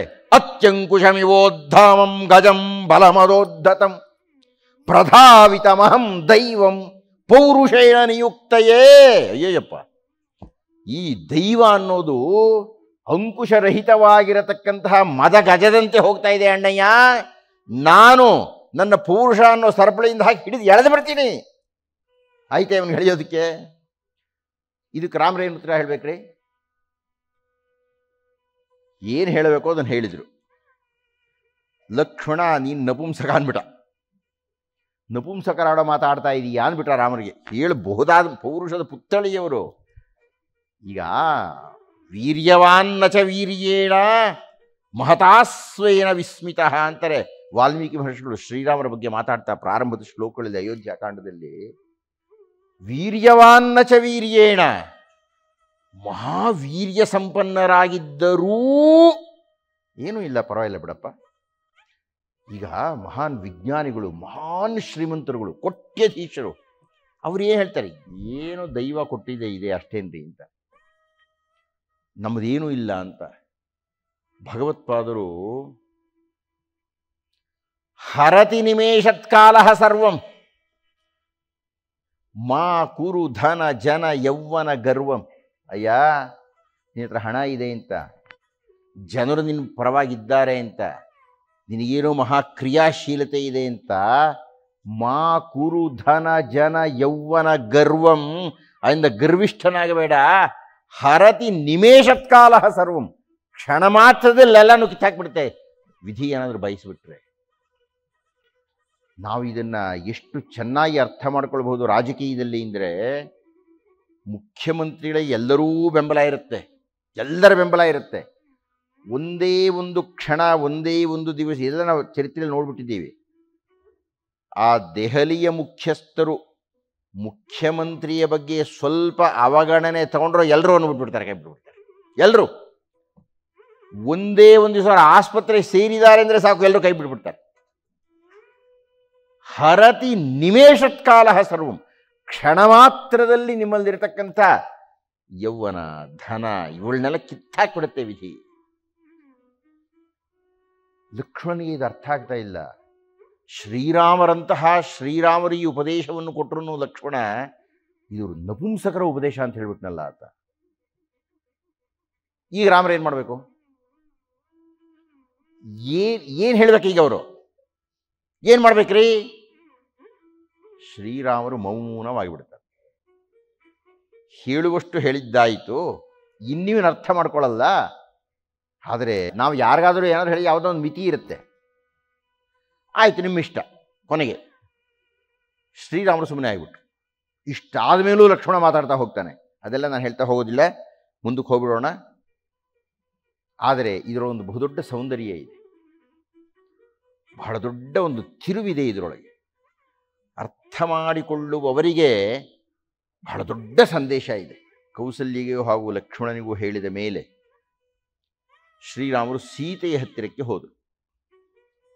ಪಾಪ ಆಕೆ ಸಿದ್ಧಳಾಗಿದ್ದಾಳೆ. ಇನ್ನೇನು ಗಂಡ ಪಟ್ಟಾಭಿಷೇಕಕ್ಕೆ ಹೋಗ್ತಾನೆ, ನಾನು ಒಳ್ಳೆ ಜರ್ತಾರಿ ಸೀರೆ ಉಟ್ಕೊಂಡು ಹೋಗಿ ಜೊತೆ ಕೂತ್ಕೊಂಡು ಆ ಪಟ್ಟಾಭಿಷೇಕದ ಸಂಭ್ರಮವನ್ನು ಮಾಡಿಸ್ಕೋಬೇಕು, ಈ ಕಲ್ಪನೆಗಳಲ್ಲಿ ಇದ್ದಾಳೆ. ಶ್ರೀರಾಮರು ಬಂದರು, ಸೀತೆಗೆ ಹೇಳಿದರು, ನೋಡಮ್ಮ ಹೀಗಾಗ್ಬಿಟ್ಟಿದೆ, ನಾನು ಕಾಡಿಗೆ ಹೋಗ್ತಾ ಇದ್ದೀನಿ, ನೀನು ಅರಮನೆಯಲ್ಲಿರು. ಭರತ ಬಹಳ ಒಳ್ಳೆಯವನು, ಆದರೂ ರಾಜರು ಮನಸ್ಸು ಹೇಗೆ ಅಂತ ಹೇಳೋಕ್ಕಾಗಲ್ಲ, ಸ್ವಲ್ಪ ಚೆನ್ನಾಗಿ ಅನುಸರಿಸ್ಕೊಂಡಿರು, ನನ್ನ ಹೋಳೋಕೆ ಹೋಗಬೇಡ ಅವ್ರ ಮುಂದೆ, ಅತ್ತೆ ಮಾವನ ಜೊತೆಗೆ ಇರು. ನೀನು ನಿನ್ನ ಮಿತಿಯನ್ನು ನೀನು ಅರ್ಥ ಮಾಡ್ಕೋ. ಈಗ ನೀನು ಯುವರಾಣಿ ಆಗುತ್ತಿದ್ದವಳು ಹಾಗಲ್ಲ, ಮತ್ತೊಬ್ಬಳು ಯುವರಾಣಿ ಆಗ್ತಾಳೆ. ಹಾಗೆ ನೋಡಿದ್ರೆ ಅವಳು ತಂಗಿನೇ ಯುವರಾಣಿ ಆಗ್ತಾ ಇದ್ದಾಳೆ. ಆದ್ದರಿಂದ ನೀನು ಸ್ವಲ್ಪ ಅನುಸರಿಸ್ಕೊಂಡಿರು, 14 ವರ್ಷ ಆ ಅನ್ನೋದಳು ಬಂದ್ಬಿಡುತ್ತೆ, ನಾನು ಬರ್ತೀನಿ ಅಂತೆಲ್ಲ ಹೇಳಿದಾಳು. ಸೀತೆ ಉತ್ತರ ಕೊಡಬೇಕು. ಎಷ್ಟು ಚೆನ್ನಾಗಿದೆ ರೀ! ಅಷ್ಟಲ್ಲದೆ ಸೀತೆಯನ್ನ ಇಡೀ ಪ್ರಪಂಚ ಮಹಾತಾಯಿ ಸೀತೆ ಅಂತ ಕರೀಲಿಲ್ಲ. ಬಹಳ ಭಾವುಕವಾದ ಸನ್ನಿವೇಶ. ನಾನು ಅಂದ್ಕೊಂಡಿದ್ದೆ, ಈ ಸೀತೆ ಎಷ್ಟು ಗಲಾಟೆ ಮಾಡ್ತಾಳೆ, ಏನೆಲ್ಲ ಮಾತಾಡ್ತಾಳೆ. ಯಾರೀ ಅವರು ನಿಮ್ಗೆ ಸಿಂಹಾಸನ ಕಿತ್ಕೊಳ್ಳೋಕೆ? ಯಾರೀ ಕೈಕೆ ಅಂದರೆ? ನಡೀರಿ ನಾನು ಬರ್ತೀನಿ. ನಮ್ಮ ಹೆಂಗಸೆಲ್ಲ ಗಲಾಟೆ ಮಾಡ್ತಾರಲ್ಲ ಹಾಗೆ. ನಾನು ಕೇಳ್ಬಿಡ್ತೀನಿ, ಅದು ಯಾಕೆ ಕೊಡಲ್ವಂತೆ, ಯಾಕೆ ಕೊಡಲ್ವಂತೆ, ಏನು ಕಾರಣನಂತೆ ಅಂತ ಹೇಳ್ತಾಳಾಕೆ. ನಾನು ಓದಿದಾಗ ನನಗೆ ವಯಸ್ಸು ಕಡಿಮೆ ಇತ್ತು, ಸುಮಾರು 25-26 ವಯಸ್ಸಿನಲ್ಲಿ ಓದಿದ್ದು ನಾನು ಮೊದಲನೇ ಬಾರಿ ರಾಮಾಯಣವನ್ನು. ಆಗ ನನಗೆ ಅದನ್ನು ಓದ್ತಾ ಇದ್ದಾಗ ಅನ್ನಿಸ್ತು, ಈ ಸೀತೆ ಹೇಗೆ ಮಾತಾಡ್ತಾಳೆ, ನಾನು ಸೀತೆ ಪರವಾಗಿ ಮಾತಾಡ್ತೀನಿ ಅಂತೆಲ್ಲ ಅಂದ್ಕೊಳ್ತಾ ಇದ್ದೆ ನಾನು. ರಾಮಾಯಣ ಓದಿರಲಿಲ್ಲ ಅವರು. ಆಗ ಓದ್ದೆ, ಸೀತೆ ಎಂಥ ಮಾತು ಹೇಳ್ತಾಳ್ರಿ. ಭರ್ತುರ್ಭಾಗ್ಯಂತು ಭಾರ್ಯೈಕ ಪ್ರಾಪ್ನೋತಿ ಪುರುಷರ್ಷಭ. ಯಜಮಾನ್ರೆ, ಗಂಡನಿಗೆ ಯಾವ ಭಾಗ್ಯವಿದೆಯೋ ಅದು ಹೆಂಡತಿಗೆ ಪ್ರಾಪ್ತವಾಗುತ್ತೆ. ಅಂದರೆ ನಮ್ಮ ಅತ್ತೆ ಮಾವಂದಿರು ನಿಮಗೆ ಕಾಡಿಗೆ ಹೋಗು ಅಂತ ಹೇಳಿದ್ರಲ್ಲ, ಅದರ ಅರ್ಥ ಏನಪ್ಪ ಅಂದರೆ, ಸೀತೆ ನೀನೂ ಕಾಡಿಗೆ ಹೋಗು ಅಂತ. ವನೇ ವಸ್ತವ್ಯಮಿತಿ ಅತಶ್ಚ ಏವ ಅಹಂ ಆದಿಷ್ಟ ವನೇ ವಸ್ತವ್ಯಮಿತಿ. ನಮ್ಮ ಅತ್ತೆ ಮಾವಂದಿರು ನಮ್ಮ ಯಜಮಾನರನ್ನು ಕಾಡಿಗೆ ಹೋಗು ಅಂತ ಹೇಳಿದ್ದಾರೆ ಅಂದರೆ, ಭರ್ತೃಭಾಗ್ಯಂತು ಭಾರ್ಯೈಕ, ಗಂಡನಿಗೆ ಸಿಗತಕ್ಕಂತಹ ಎಲ್ಲ ಭಾಗ್ಯವೂ ಹೆಂಡತಿಗೆ ಸಿಗುತ್ತೆ, ದೌರ್ಭಾಗ್ಯವೂ ಹಾಗೆ ಸಿಗುತ್ತೆ. ವೀರಪ್ಪನ ಹೆಂಡತಿ ಅದನ್ನು ಅನುಭವಿಸ್ತಾ ಇದ್ದಾಳೆ ಅಂತ ಹೇಳಿದರೆ ಆ ಗಂಡನಿಂದ ಬಂದಿದ್ದು. ಅದೇ ರಾಷ್ಟ್ರಪತಿಗಳ ಹೆಂಡತಿಯಲ್ಲಿ ರಾಷ್ಟ್ರ ಏನು ಹೇಳಬೇಕಪ್ಪ, ಮಾತೇಂತ ಇಟ್ಕೊಳ್ಳೋಣ, ಆಕೆಗೇನೂ ಇಲ್ಲ ಶಕ್ತಿ, ಆಕೆ ಒಂದು ದಿವಸಕ್ಕೂ ರಾಜಕೀಯ ಪ್ರವೇಶ ಇಲ್ಲ. ಆದರೂ ಎರಡನೇ ಪ್ರಜೆ ಯಾರಯ್ಯ ಅಂದರೆ ರಾಷ್ಟ್ರಪತಿಗಳ ಹೆಂಡತಿನೇ. ಭರ್ತೃಭಾಗ್ಯಂತು ಭಾರ್ಯೈಕ. ನನ್ನ ಹೆಂಡತಿ ಮಹಾರಾಷ್ಟ್ರ, ಮರಾಠಿ, ಕನ್ನಡ ಬರಲ್ಲ, ಆದರೂ ಗಂಡನ ಜೊತೆಗೆ ಬರ್ತಾಳೆ, ಅವಳು ಬೆಲೆ ಸಿಗುತ್ತೆ ಅಂತಾಳೆ. ಭರ್ತೃಭಾಗ್ಯಂತು ಭಾರ್ಯೈಕ, ಗಂಡನಿಗೆ ದುಡ್ಡಿಲ್ಲ, ಅದನ್ನು ಅವಳು ಅನುಭವಿಸ್ತಾಳೆ. ಭರ್ತೃಭಾಗ್ಯಂತು ಭಾರ್ಯೈಕ ಪ್ರಾಪ್ನೋತಿ ಪುರುಷರ್ಷಭ. ಆದ್ದರಿಂದ ಅತಶ್ಚ ಏವ ಅಹಂ ಆದಿಷ್ಟ ವನೇ ವಸ್ತವ್ಯವಿತಿ. ನಮ್ಮ ಅತ್ತೆ ಮಾವಂದಿರು ನಿನಗೆ ಕಾಡಿಗೆ ಹೋಗು ಅಂತ ಹೇಳಿದರೆ ನನಗೂ ಕಾಡಿಗೆ ಹೋಗು ಅಂತಲೇ ಅವರು ಆದೇಶ ಕೊಟ್ಟಿದ್ದಾರೆ. ಯಾವ ಹೆಣ್ಣು ಹೇಳ್ತಾಳ್ರಿ? ಯಾರು ಹೇಳಲಿಕ್ಕೆ ಸಾಧ್ಯ ಇದೆ ರೀ ಈ ಮಾತನ್ನು? ಅಯ್ಯೋ 14 ವರ್ಷನಪ್ಪೋ, ಒಂದು ದಿವಸ 2 ದಿವಸ ಅಲ್ಲ, ಏನು ವನವಾಸ, ಏನು ಅಷ್ಟು ಸುಲಭ ಅಲ್ಲ ಅದು. ಎಲ್ಲ ವಾಲ್ಮೀಕಿ ರಾಮಾಯಣದಲ್ಲಿ ವಿವರಣೆ ಬರುತ್ತೆ. ಎಷ್ಟು ಕಷ್ಟ ಇದೆ. ಯಾರು ಮಲಗಲಿಕ್ಕೆ ಹಾಸಿಗೆ ಕೊಡ್ತಾರೆ? ಎಲ್ಲಿ ಮನೆ ಇದೆ? ಮಳೆ ಬಂದರೆ ಏನು ಮಾಡ್ತೀರಿ? ಯಾವುದು ಬೇಡ್ರಿ, ಆ ಕಾಡಲ್ಲಿ ಮಲಗಿದ್ರೆ ಸೊಳ್ಳೆ ಕಚ್ಚುತ್ತೆ, ಏನ್ ರೀತಿ ಮಾಡ್ತೀವಿ, ಗುಯ್ ಅಂತ ಕಚ್ಚುತ್ತೆ. ಚೇಳು ಕಚ್ಬೋದು, ಹುಲಿ ಬರ್ಬೋದು, ಹಾವು, ಹೇಳಲಿಕ್ಕಾಗೋದಿಲ್ಲ. ಎಂಥ ಮಾತಾಡ್ತಾರೆ ಶ್ರೀರಾಮರು, ಎಲ್ಲ ವರ್ಣನೆ ಮಾಡ್ತಾರೆ, ನಾನೇನು ಹೇಳ್ತಾ ಇಲ್ಲ. ಎಲ್ಲ ಅವನೇನು ಹೇಳ್ತಾರೆ ಅಂದರೆ, ಸರಿಯಾದ ಕಾಲಕ್ಕೆ ಊಟ ಸಿಗಲ್ಲಪ್ಪ, ಹುದ್ಗೊಳಗೆ ಬಟ್ಟೆ ಸಿಗಲ್ಲಪ್ಪ, ಮನೆ ಇಲ್ಲ, ಕಷ್ಟಪಡ್ತಾ ಇರ್ತೀಯ, ನಿಂಗೆ ಸಿಟ್ಟು ಬರುತ್ತೆ, ಯಾರ ಮೇಲೂ ತೋರಿಸ್ಕೊಳ್ಳೋ ಹಾಗಿಲ್ಲ. ನಮ್ಮ ಸಿಟ್ಟು ನಾವು ನುಂಗ್ಕೋಬೇಕು, ಇಲ್ಲಾದರೆ ದಾಸಿ ಇರಿದ್ರು ತೋರಿಸ್ಬೋದಾಗಿತ್ತು, ಇಲ್ಲ, ತೋರಿಸ್ಕೊಳ್ಳೋ ಹಾಗಿಲ್ಲ. ಅದರಿಂದ ಬರಬೇಡ. ಸಾಕಷ್ಟು ಸಂಭಾಷಣೆ ನಡೆಯುತ್ತೆ. ನಾನು ಬರ್ತೀನಿ, ನೀನು ಬರಬೇಡ, ನಾನು ಬರ್ತೀನಿ, ನೀನು ಬರಬೇಡ. ಕೊನೆಗೆ ಸೀತೆಗೆ ತಲೆ ಕೆಟ್ಟು ಹೋಯ್ತು. ಎಷ್ಟು ಹೇಳಿದ್ರು ಗಂಡ ಒಪ್ಕೊಳ್ತಾ ಇಲ್ಲ. ಎಷ್ಟು ಹೇಳಿದರೇನು ಬಂಡೆ ಕರಗುತ್ತಿಲ್ಲ, ಬೇಡಿದರು ಕೇಳಿದರು ಒಲ್ಲೆನೆನ್ನುವನು. ಲಲ್ಲೆ ಮಾತಿಗೂ ಇಲ್ಲ, ಪ್ರಣಯ ಭಂಗಿಗೂ ಇಲ್ಲ, ಪತಿಯ ನೆರಳೇ ಸತಿಗೆ ಎಂದರೂ ಇಲ್ಲ. ತನಗೂ ವನವಾಸ ಆಜ್ಞೆ ಎಂದರೂ ಇಲ್ಲ, ಆಸೆ ಕಾಡಿನ ವಾಸ ಎಂದರೂ ಇಲ್ಲ. ಬಿಟ್ಟು ಹೋದರೆ ತನ್ನ ವಿಷವ ಕುಡಿವೆನು ಎಂದು ಹೇಳಿದರು ಶ್ರೀರಾಮ ಒಪ್ಪುತ್ತಿಲ್ಲ. ನೆನೆಯುತ್ತ ನೆನೆಯುತ್ತ ಮಾತೆಲ್ಲ ಮುಗಿದಾಗಿ, ಮುಖವೆಲ್ಲ ಕೆಂಪಾಗಿ, ಕಣ್ಣೆಲ್ಲ ಸಣ್ಣಾಗಿ, ಬಿಸಿ ಭಾವ, ಬಿಸಿ ಭಂಗಿ, ಬಿಸಿ ಉಸಿರು, ಬಿಸಿಯ ನುಡಿ, ರಾಮ ಕುದುರೆಗೆ ಬಿತ್ತು ಚಡಿಯೇ ಏಟು. ಏನು ಮಾಡೋಕ್ಕಾಗ್ತಾ ಇಲ್ಲ. ಏನೇನೋ ಹೇಳಿದ್ದು, ಶ್ರೀರಾಮರು ಒಪ್ಕೊಳ್ತಾ ಇಲ್ಲ. ಕೊನೆಗೆ ಒಂದು ವಾಕ್ಯ ಹೇಳಿದ್ದು ಸೀತೆ, ರಾಮ ಕುದುರೆಗೆ ಬಿತ್ತು ಚಡಿಯೇ ಏಟು. ಇಡೀ ಶ್ರೀಮದ್ ರಾಮಾಯಣದಲ್ಲಿ ಎಲ್ಲಾದರೂ ಶ್ರೀರಾಮರು ಸೋತಿದ್ದಾರೆ ಅಂದರೆ ಇದಿಲ್ಲೇ. ಅವರು ಎಂಥ ವಾಕ್ಪತಿಯಾದರೂ, ಎಷ್ಟೇ ವಾದವನ್ನು ಮಾಡ್ತಾ ಇದ್ದರೂ, ಈ ಸೀತೆಯ ಈ ಏಟು ಕೊಡ್ತಾ ಇದ್ದ ಹಾಗೆ ಶ್ರೀರಾಮ ಆಯ್ತಮ್ಮ ನಡಿ ನನ್ನ ಜೊತೆ ಏನ್ಬಿಟ್ರು. ಏನು ಹೇಳಿದ್ಲು ಸೀತೆ? ರಾಮಜಾಮಾತರಂ ಪ್ರಾಪ್ಯ ಸ್ತ್ರೀಯಂ ಪುರುಷ ವಿಗ್ರಹಂ. ಹೇಳಬಾರದು ಸೀತೆಯ ಮಾತನ್ನು, ಅಷ್ಟು ವರ್ಷ ಸಂಸಾರ ಮಾಡಿ, ಆದರೂ ಹೇಳಿಬಿಟ್ರು. ಅಯ್ಯ ರಾಮ, ನಮ್ಮಪ್ಪ ನೀನು ನನ್ನನ್ನು ಕೊಟ್ಟು ಮದುವೆ ಮಾಡಿದಾಗ ಪುರುಷ ವೇಷದ ಸ್ತ್ರೀ ಅಂತ ಅಂದ್ಕೊಂಡ್ಬಿಟ್ರು ನಿನ್ನ ಅಂದರು. ಸ್ತ್ರೀಯಂ ಪುರುಷ ವಿಗ್ರಹಂ, ಗಂಡಿನ ವೇಷ ಇದೆ ಅಂತ. ರಾಮರಿಗೆ ಇದಕ್ಕಿನ್ನ ಏಟು ಹೊಡೆಯೋಕ್ಕೆ ಸಾಧ್ಯ ಇದೆಯೇನ್ರಿ? ಏನು ರಾಮರು ಗುಪ್ಚುಪ್ ಆಗ್ಬಿಡ್ತಾನೆ. ಆಯ್ತು ನಡಿ ನಡಿ ಹೋಲಿ, ಇರೋದೆಲ್ಲ ದಾನ ಮಾಡು, ನಡಿ ಹೋಗೋಣ ಒಟ್ಟಿಗೆ. ಸೌಂದರ್ಯವನ್ನು ಹೇಳ್ತೀನಿ ಎಂದಿದ್ದೆ, ರಾಮಾಯಣದ ಸೌಂದರ್ಯವನ್ನು, ವಿಧಿವಾದದ ಮಹತ್ವವನ್ನು, ಪೌರುಷದ ಸೋಲನ್ನು ಇಷ್ಟು ಬೇಗನ ಸಾಕ್ಷ್ಯ ಸಿಗುತ್ತೆ ಅಂತ ನಂಗೆ ಅಂದ್ಕೊಂಡಿರೋದಿಲ್ಲ. ಸೀತಾರಾಮರು ಮಾತಾಡಿದ್ದಾರೆ, ಹೊರಗೆ ಬಂದಿದ್ದಾರೆ, ದ್ವಾರದಲ್ಲಿ ಲಕ್ಷ್ಮಣ ಕಾಯ್ತಾ ಇದ್ದಾನೆ. ಲಕ್ಷ್ಮಣ ಶ್ರೀರಾಮನ ಹೊರಗೆ ಬರ್ತಾ ಇದ್ದಾಗೆ ಕಾಲಿಗೆ ಬಿದ್ದು ಹೇಳ್ತಾನೆ, ಅನುಜ್ಞಾತಶ್ಚ ಮಹತಾ ಪೂರ್ವಮೇವ ಯದಸ್ಮ್ಯಹಂ. ಅಣ್ಣಯ್ಯ, ನೀನು ಹಿಂದೆ ಒಂದು ಸಲ ಹೇಳಿದ್ದೆ, ನಾನು ಎಲ್ಲಿ ಹೋದ್ರು ಬಾ ಅಂತ, ನಾನು ನಿನ್ನ ಜೊತೆ ಕಾಡಿಗೆ ಬರ್ತೀನಿ ಅಂತ. ಯಾವ ಲಕ್ಷ್ಮಣ ಕಾಡಿಗೆ ಹೋಗ್ಕೊಡ್ದು ಅಂತ ಇಷ್ಟು ಗಲಾಟೆ ಮಾಡಿದ್ನೋ, ನಪುಂಸಕ ಅಂತ ರಾಮರನ್ನು ಕರೆದು ಬಿಟ್ಟಿದ್ನೋ, ಹೋಗ್ಕೊಡುದು ನನ್ನ ವಿಧಿಯನ್ನು ನನ್ನ ಬಲಾತ್ಕಾರ ಮಾಡಿ ಹಿಡಿದು ಎಳೆದಾಕ್ಬಿಡ್ತೀನಿ ಅಂತ ಹೇಳಿದ್ನೋ, ಆ ಲಕ್ಷ್ಮಣ ಹೇಳ್ತಾನೆ, ಅಣ್ಣ ನಾನು ಕಾಡಿಗೆ ಬರ್ತೀನಿ. ಇದು ಎಂಥ ಸೌಂದರ್ಯ ಅನ್ರಿ, ಎಂಥ ತಿರುವುರಿ, ಚರ್ಚೆಯೇ ಇಲ್ಲ ಇಲ್ಲಿ. ಬರಬೇಡಯ್ಯ ಅಂತಾರೆ ರಾಮರು, ಇಲ್ಲ ನಾನು ಬಂದೇ ಬರ್ತೀನಿ ಅಂತ. ಯಾವುದು ಅಲ್ಲ ಅಂತ ಪೌರುಷವಾದವನ್ನು ಮಂಡನೆ ಮಾಡಿದ್ದನೋ ಆ ಲಕ್ಷ್ಮಣ ಹೇಳ್ತಾ ಇದ್ದಾನೆ, ನಾನು ಬರ್ತೀನಿ ನಿನ್ನ ಜೊತೆಗೆ. ಸರಿ ಬಾ ಅಂದ್ರು. ಅಂದರೆ ರಾಮರನ್ನೇ ಕಾಡಿಗೆ ಕಳಿಸಿಕೊಡದು ಅಂತ ಇದ್ದಂತಹ ಪೌರುಷವಾದಿ ಲಕ್ಷ್ಮಣ ವಿಧಿವಾದವನ್ನು ಮಂಡನೆ ಮಾಡ್ತಾ ಇರತಕ್ಕಂತಹ ರಾಮರಿಗೆ ಸೋತು ರಾಮರ ಜೊತೆಗೇ ವನವಾಸಕ್ಕೆ ಸಿದ್ಧನಾಗಿಬಿಟ್ಟ.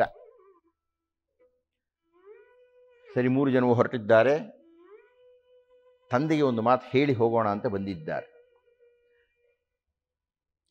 ಈಗ ದಶರಥನ ಸ್ಥಿತಿಯನ್ನು ನೋಡಬೇಕು. ಅವನು ಮಹಾಮೋಹಿತನಾಗಿ ಇಷ್ಟೆಲ್ಲ ಮಾಡಿದ್ದಾನೆ, ಗೊತ್ತಾಯ್ತು ನಮಗೆ. ಆದರೆ ಅವನಿಗೆ ತಾನು ಮಾಡ್ತಾ ಇರೋದು ತಪ್ಪು ಅಂತ ಗೊತ್ತಾಗ್ಬಿಟ್ಟಿದೆ. ಆದರೆ ಏನೂ ಮಾಡೋ ಹಾಗಿಲ್ಲ. ಯಾಕೆ ಎಂದರೆ ಕೈಕೆಗೂ ಮಾತು ಕೊಟ್ಟಿದ್ದಾನೆ, ರಾಮರಿಗೂ ಮಾತು ಕೊಟ್ಟಿದ್ದಾನೆ. ಕೈಕೆಗೆ ಎಷ್ಟೋ ವರ್ಷಗಳ ಹಿಂದೆ ಮಾತು ಕೊಟ್ಟು ಬಿಟ್ಟಿದ್ದ, ನೀನು ಹೇಳಿದ ವರ ಕೊಡ್ತೀನಿ ಅಂತ, ತಪ್ಪಿಸ್ಕೊಳ್ಳೋ ಹಾಗಿಲ್ಲ. ನಿನ್ನೆ ತಾನೇ ರಾಮರ ಕರೆದು ಮಾತು ಕೊಟ್ಟ, ನಿಂಗೆ ಪಟ್ಟಾಭಿಷೇಕ ಮಾಡ್ತೀನಿ ಅಂತ, ಅದು ತಪ್ಪಿಸ್ಕೊಳ್ಳೋ ಹಾಗಿಲ್ಲ. ಈ ದ್ವಂದ್ವದಲ್ಲಿ ದಶರಥ ಸಿಕ್ಕಿದ್ದ.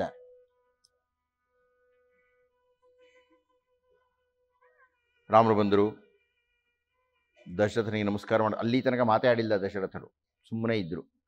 ಈಗ ರಾಮರು ಹೊರಡ್ತೀನಿ ಅಂತ ಹೇಳ್ತಾ ಇದ್ದಾರೆ. ಆಗ ದಶರಥ ಹೇಳಿದ,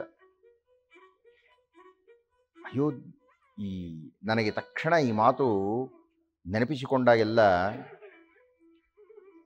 ಭಾರತದ ಮುಂದಿನ ಪ್ರಧಾನಿ ತಾವಾಗಬೇಕು ಅಂತ ಭೀಷ್ಮ ಇತ್ಯಾದಿ ಬಿರುದುಗಳಿಗೆ ಗುರಿಯಾದಂತಹ ಅದ್ವಾನಿ ಮೋದಿಯವರು ಪ್ರಧಾನಮಂತ್ರಿಯಾದಾಗ ಆ ಸಂಸತ್ತಿನಲ್ಲಿ ಮಾತನಾಡಿದಾಗ ಅವರ ಪಕ್ಕದಲ್ಲಿ ಕೂತ್ಕೊಂಡು ಅದಕ್ಕೆ ಬೆಲೆ ಕೊಟ್ರಲ್ರಿ, ಬಹಳ ಕಷ್ಟ ಅದು. ನಾವೆಲ್ಲರೂ ಮೋದಿಯವರನ್ನು ಪ್ರಶಂಸೆ ಮಾಡ್ತೀವಿ, ಎರಡನೇ ಮಾತಿಲ್ಲ. ಆದರೆ ಅದ್ವಾನಿಯವರ ಹಿರಿತನವನ್ನು ನಾವು ಪ್ರಶಂಸೆ ಮಾಡಬೇಕು. ಅದಕ್ಕಾಗಿ ದಶಮಾನಗಳು ಕಾದು ತಮಗಿನ್ನ ಕಿರಿಯರೊಬ್ಬರು ಆ ಸ್ಥಾನಕ್ಕೆ ಬಂದು ಕೂತಾಗ ಅವರು ಬದಲಾವಣೆ ಮಾಡಿಕೊಂಡ್ರಲ್ಲ ಮನಸ್ಸಿನ ಸ್ಥಿತಿಯನ್ನು, ಅದಕ್ಕೆ ಹೊಂದ್ಕೊಂಡು ಬಿಟ್ರಲ್ಲ ಅವರು. ಬಹಳ ದೊಡ್ಡ ವಿಷಯ ಅದು. ದಶರಥನಲ್ಲಿ ನಾನು ಅದನ್ನು ಕಾಣ್ತೀನಿ. ದಶರಥ ಮಾಡಿದ್ದು ನಾವು ಯಾರು ತಪ್ಪು ಸರಿ ಅಂತ ಹೇಳಲಿಕ್ಕೆ, ನಮ್ಮ ಅಪೇಕ್ಷೆಗಳಿಗೆ ಅನುಗುಣವಾಗಿ ಅದು ಸರಿ ಇಲ್ಲ ಹಾಗೆಲ್ಲ ಅಂತ ನಾವೆಲ್ಲ ಮಾತಾಡ್ತೀವಿ. ಆದರೆ ಅವನ ಸ್ಥಿತಿ ಅಂತ ಮೋಹಿತನೇ, ಅದು ಖಂಡನೀಯವೇ, ಎಲ್ಲ ಸರಿ. ಆದರೆ ಅನ್ಯಾಯ ಆಗ್ತಾ ಇದೆ. ಈಗ ಅದನ್ನು ಎದುರಿಸೋಕ್ಕಾಗ್ತಾ ಇಲ್ಲ. ಕೊನೆಗೇನು ಹೇಳಿಬಿಡ್ತಾ, ಅಯೋಧ್ಯಾಯಾಸ್ತ್ವಂ ಏವ ಭವರಾಜ. ಶ್ರೀರಾಮ, ಅಯೋಧ್ಯಾಯಾಸ್ತ್ವಂ ಏವ, ನಿನ್ನದೇ ಅಯೋಧ್ಯ ರಾಜ್ಯ. ಆದರೆ ನಾನು ನಿನಗೆ ಅಭಿಷೇಕ ಮಾಡೋ ಹಾಗಿಲ್ಲ. ಆದ್ದರಿಂದ ಭವರಾಜ, ನೀನು ಹೋಗಿ ಸಿಂಹಾಸನ ಮೇಲೆ ಕೂತ್ಕೋ, ನೀನೇ ರಾಜ ಅಂತ ಹೇಳು. ನಿಗೃಹ್ಯಮಾಂ, ನನ್ನನ್ನು ಬಂಧನದಲ್ಲಿಡು. ಎಂಥ ತ್ಯಾಗ ಅನ್ರಿ ದಶರಥನ ಮಾತಿದು. ನನ್ನನ್ನು ಬಂಧನದಲ್ಲಿಟ್ಟು ನೀನು ಸಿಂಹಾಸನವನ್ನು ಏರಿ ರಾಜನಾಗು. ಅಂದರೆ ದಶರಥ ನಿಜವೇ ನಮ್ಮ ಖಂಡನಿಗೆ ಗುರಿಯಾಗಿದ್ದು ಸರಿಯೇ, ಅಷ್ಟು ಮೋಹಿತನಾಗಬೇಕಾಗಿಲ್ಲ. ಆದರೂ ಈ ದಶರಥನ ಮಾರ್ಪಾಟು ಅಯ್ಯೋ ಪಾಪ ಅನಿಸ್ಬಿಡಲ್ವ ನಮಗೆ ಆ ಮುದುಕನ ಬಗ್ಗೆ.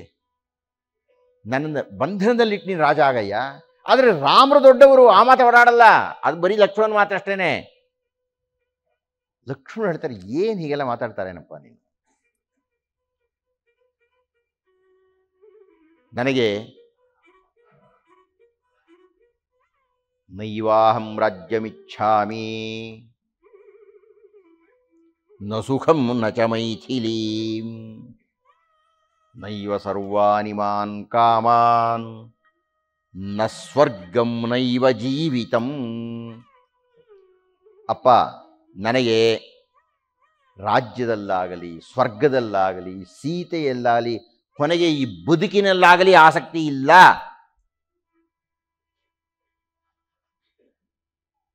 ಹಾಗಾದರೆ ತ್ವಾಂ ನೋಡಿ, ಮತ್ತೆ ನಮಗೆ ಹೇಳ್ತಾ ಇದ್ದಾರೆ ಶ್ರೀರಾಮರು. ಇಂಥ ಸಂದರ್ಭಗಳೊಂದು 5-6 ಕಡೆ ಬರುತ್ತೆ. ಆಗ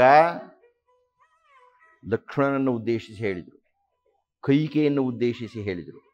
ಈಗ ದಶರಥನನ್ನು ಉದ್ದೇಶಿಸಿ ನಮಗೆ ಹೇಳ್ತಾ ಇದ್ದಾರೆ, ತ್ವಾಂ ನಿನ್ನಿಂದ, ಅಹಂ ನಾನು, ಸತ್ಯಂ ಇಚ್ಛಾಮಿ ನ ಅನೃತಂ ಪುರುಷರ್ಷಭ, ನಾನು ನಿನ್ನಿಂದ ಸತ್ಯವನ್ನು ನಿರೀಕ್ಷಣೆ ಮಾಡುತ್ತೇನೆಯೇ ವಿನಃ ಸುಳ್ಳನ್ನು ನಿರೀಕ್ಷಣೆ ಮಾಡುವುದಿಲ್ಲ. ಅದಷ್ಟೇ ಜೀವನದ ಧ್ಯೇಯ. ನ ಅನೃತಂ ಪುರುಷರ್ಷಭ ಅಂದರೆ ಶ್ರೀರಾಮರಿಗೆ ನಾವು ನಿಜವಾಗಿಯೂ ರಾಮರ ಜೀವನವನ್ನು ಅನುಸರಿಸುವವರಾದರೆ, ರಾಮಾಯಣವನ್ನು ಕೇಳ್ತೀವೋ, ರಾಮರ ಗುಡಿಗೆ ಹೋಗ್ತೀವೋ, ರಾಮರಿಗೆ ನಮ್ಮ ಆರಾಧ್ಯ ಅಂತ ಕರ್ಕೊಳ್ತೀವೋ, ಅಥವಾ ರಾಮರ ಮಾರ್ಗದರ್ಶನ ಅಂತ ಹೇಳ್ತೀವೋ, ರಾಮರು ನಮಗೆ ತುಂಬ ಇಷ್ಟವಾಯಿತು ಅಂತ ಹೇಳ್ತೀವೋ, ಇದೆಲ್ಲ ಆಗೋದು ನಿಜವಾದರೆ ನಾವು ಸತ್ಯ ಹೇಳಬೇಕ್ರಿ. ವ್ಯವಹಾರವನ್ನು ಬಿಟ್ಟು ನಮ್ಮ ಜೀವನದಲ್ಲಿ ನಾವು ಸತ್ಯ ಹೇಳಬೇಕು. ಇದು ಬಹಳ ಕಷ್ಟ. ಗೊತ್ತಿಲ್ಲ ಯಾಕೆ ಕಷ್ಟ ಅಂತ. ಕಷ್ಟವೇ ಇದು. ಏನೋ ಮುಚ್ಚಿಟ್ಕೋಬೇಕಾಗತ್ತೆ, ಏನೋ ಹೇಳ್ಕೊಡ್ದಾಗುತ್ತೆ, ಏನೋ ಅಹಿತ ಆಗುತ್ತೆ ಅಂತ ನಾವು ಸುಳ್ಳು ಹೇಳ್ತೀವಿ. ನೋಡಿ, ಅದನ್ನು ಸಾಧಿಸಿದ್ದು ಮತ್ತೆ ಮಹಾತ್ಮ ಗಾಂಧಿಯವರೊಬ್ಬರೇ, ಅಥವಾ ನಮಗೆ ಗೊತ್ತಿಲ್ಲದೆ ಇರತಕ್ಕಂಥ ಎಷ್ಟೋ ಮಂದಿ ಇರಬಹುದು. ಹೀಗಾಗಿ ರಾಮಾಯಣದಲ್ಲಿ ಶ್ರೀರಾಮರು ಹೇಳ್ತಾ ಇದ್ದಾರೆ, ತ್ವಾಮಹಂ ಸತ್ಯಮಿಚ್ಛಾಮಿ ನಾನೃತಂ ಪುರುಷರ್ಷಭ. ಇದು ರಾಮರ ಮಾತು. ಹಿಂದೆ ಒಂದು ಸಲ ಹೇಳಿದರು, ವಿದ್ಧಿಮಾಂ ಋಷಿಭಿಸ್ತುಲ್ಯಂ, ನಾನು ಋಷಿ ಅಂತ ಹೇಳಿದರು. ತದೈನಾಂ ವಿಸೃಜಾನಾರ್ಯಂ ಕ್ಷತ್ರಧರ್ಮಾಶ್ರಿತಾಂ ಮತಿಂ ಧರ್ಮಂ ಆಶ್ರಯಾಮಾತೈಕ್ಷಣಂ ಮದ್ಬುದ್ಧಿರನುಗಮ್ಯತಾಂ ಅಂತ ಹೇಳಿ.